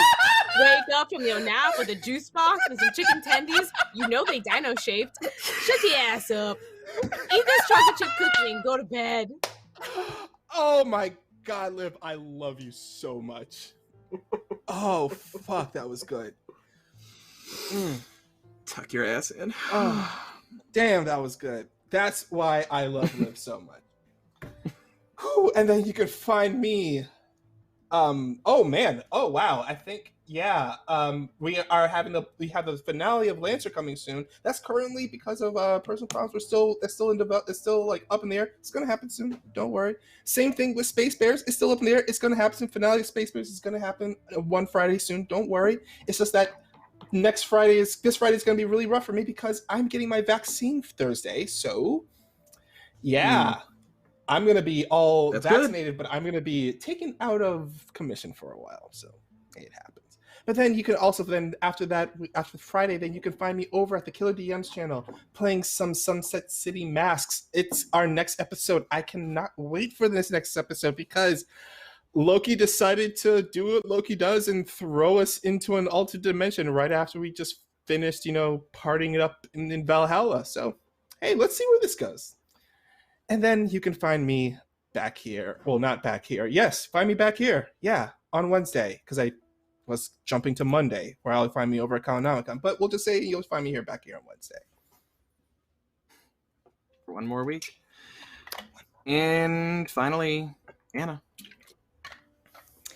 Hello, I am Anna at Nymeria941 pretty much everywhere on the internet. You can find me pretty much wherever Wally's streaming tabletop RPGs because we have the same schedule. Monday Monster of the Week on Collins, Wednesday Black Void right here, and then Friday at some point we will have our finale for our Lancer game with Valdrianth. Also because I have realized that when 2 out of 3 of these shows are wrapping imminently soon, that means that I'm no longer playing TTRPGs with Wally 3 times a week. And I said to myself, well, that absolutely cannot stand. So follow me on Twitch at Nymeria Streams because we are starting our very own talk show, which is going to premiere next month because Wally is love, Wally is life.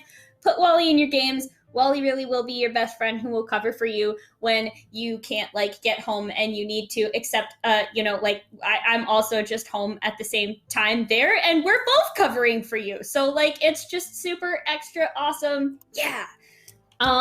Additionally, the other place you can find me, sadly sans Wally, is tomorrow actually, but not sans Colin. That's here on Weave the Tale. I GM a game of Parslings, which is about people that have these sort of sentient word parasite creature things living inside of their brains.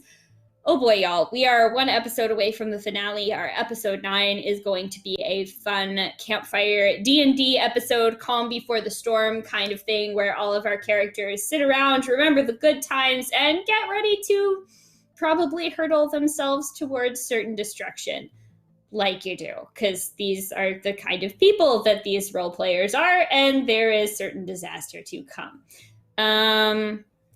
Oh yeah, there is one more thing, which I forgot to mention at the end of this show, but the other thing that I wanted to plug is that Colin and I started a business together, which is called Six String Games. And you can follow us on social media because we're making games together, except now we're making games together as a business instead of just 2 nerds making games together. Now we're 2 nerds making games together with paperwork. So with an LLC, bitches. With an LLC. Oh my goodness. What? The Secretary of State knows my home address now. Oh my. Yes. We are governors. I know. So we are. We're governors and executors. It's a big fucking deal. So we're basically CEOs. If you're excited, pretty much. So we're Six String Games. Pretty much everywhere online. Look us up, and we'll be making some announcements to do with forthcoming games very soon. And that is all I have. Yep, and all I have is yours. Okay, well, hi, I'm Colin. I've been your GM. This has been awesome. I love everyone here, and I love all of you for watching this game so very much. I'm not gonna cry.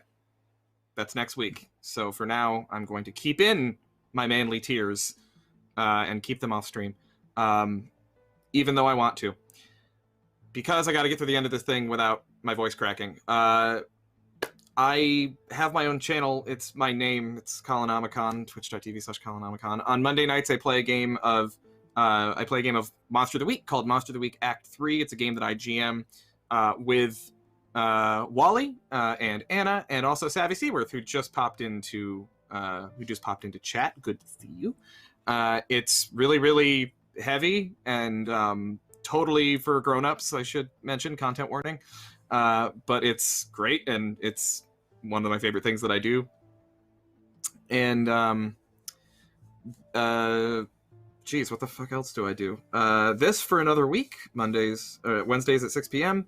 And then coming up in just a few weeks, it's going to be PBT May on my channel. So for the entire month of May, we are playing just all the PBTA games. And the first one coming up, man, this is like really soon actually, is May 2nd. I'm going to do a game of Comrades. So check that out. Oh, but before I do that, April 25th, this coming Sunday, April 25th at 7 p.m. on my channel, we're doing a one-shot of Dialect with Anna and myself and our wonderful tech, Lydia, who please give hearts in chat for taking care of us so well today. And it'll be GM'd by Megan Cross. Megan Lynn for the win. A friend of our channel who's awesome, and it's going to be really, really heavy probably, and I'm going to love it. And then, yes, Comrades is May 2nd at 7 p.m. on my channel. And then after Comrades is going to be a game of Bedlam Hall that Anna's running. And then after that, it's going to be a game of The Sprawl that Savvy is running. And then after that, it's going to be a game of Thirsty Sword Lesbians that Oshan, I was about to call you Oshan, that Wally is running. And then at the end of the month, it's going to be a game of Apocalypse World that I'm running. So there's just so much good shit coming up on that channel that is mine, and you should check it out. The other thing I can announce is that I kind of have this thing for one-shots. I don't know if you heard that about me. It's kind of my thing. I'm going to be running one-shots on this channel, too. So coming up soon in the month of May, on May 12th, I'm going to run a game of Lex Arcana, which is, if you're not familiar with it, is like fantasy Roman Empire bullshit. It's like if you crossed over the Roman Empire with like fairy magic and stuff. It's Say badass. less. Say and it's less. It's so good. And it's like entirely so in good. Latin. It's gonna be really, really cool. And there'll be a couple more after that, but that's the one I know is lined up right now. So I am gonna be the one-shot GM over here, and I look forward to hanging out with all of you on those one-shot Wednesdays moving forward. That's it. That's all I have. Go get your vaccines, you filthy animals. That's the only other thing I'll say. Walgreens is doing very, very well at getting them out. Go get your shots. Hell yeah. I've had my first one. I got my second one coming up soon. Go get your shots, y'all. But that's it. Thank you for sticking around with us. Thank you for all of your donations, all of your bits, and all of your subs, and all of your retweets, and thank you for the moral support through all of the pain. We love you and appreciate you, whether you are watching live or watching on YouTube. And if you are watching on YouTube, be cool and like drop a comment and a like. We would appreciate that. But that's it. That's all I got. This has been wonderful. I love you all so very much. Liv, we're going to miss you so very much. Oh, and also Tachyon Squadron starts this Saturday on this channel, and Defiant starts the week after that, which are going to be 3-parters. So look out for those two. All right, that's it. That's all I got. So we will see you next week for the finale, the one to end them all of Black Void into the Oblivious Depths. Good night, everybody. Take care. These are the tales we weave. Tales of magic, Tales of mystery. Tales exploring the beyond. And while we continue to grow, even more adventures await. In the depths of the unknown. Will you join us in the telling?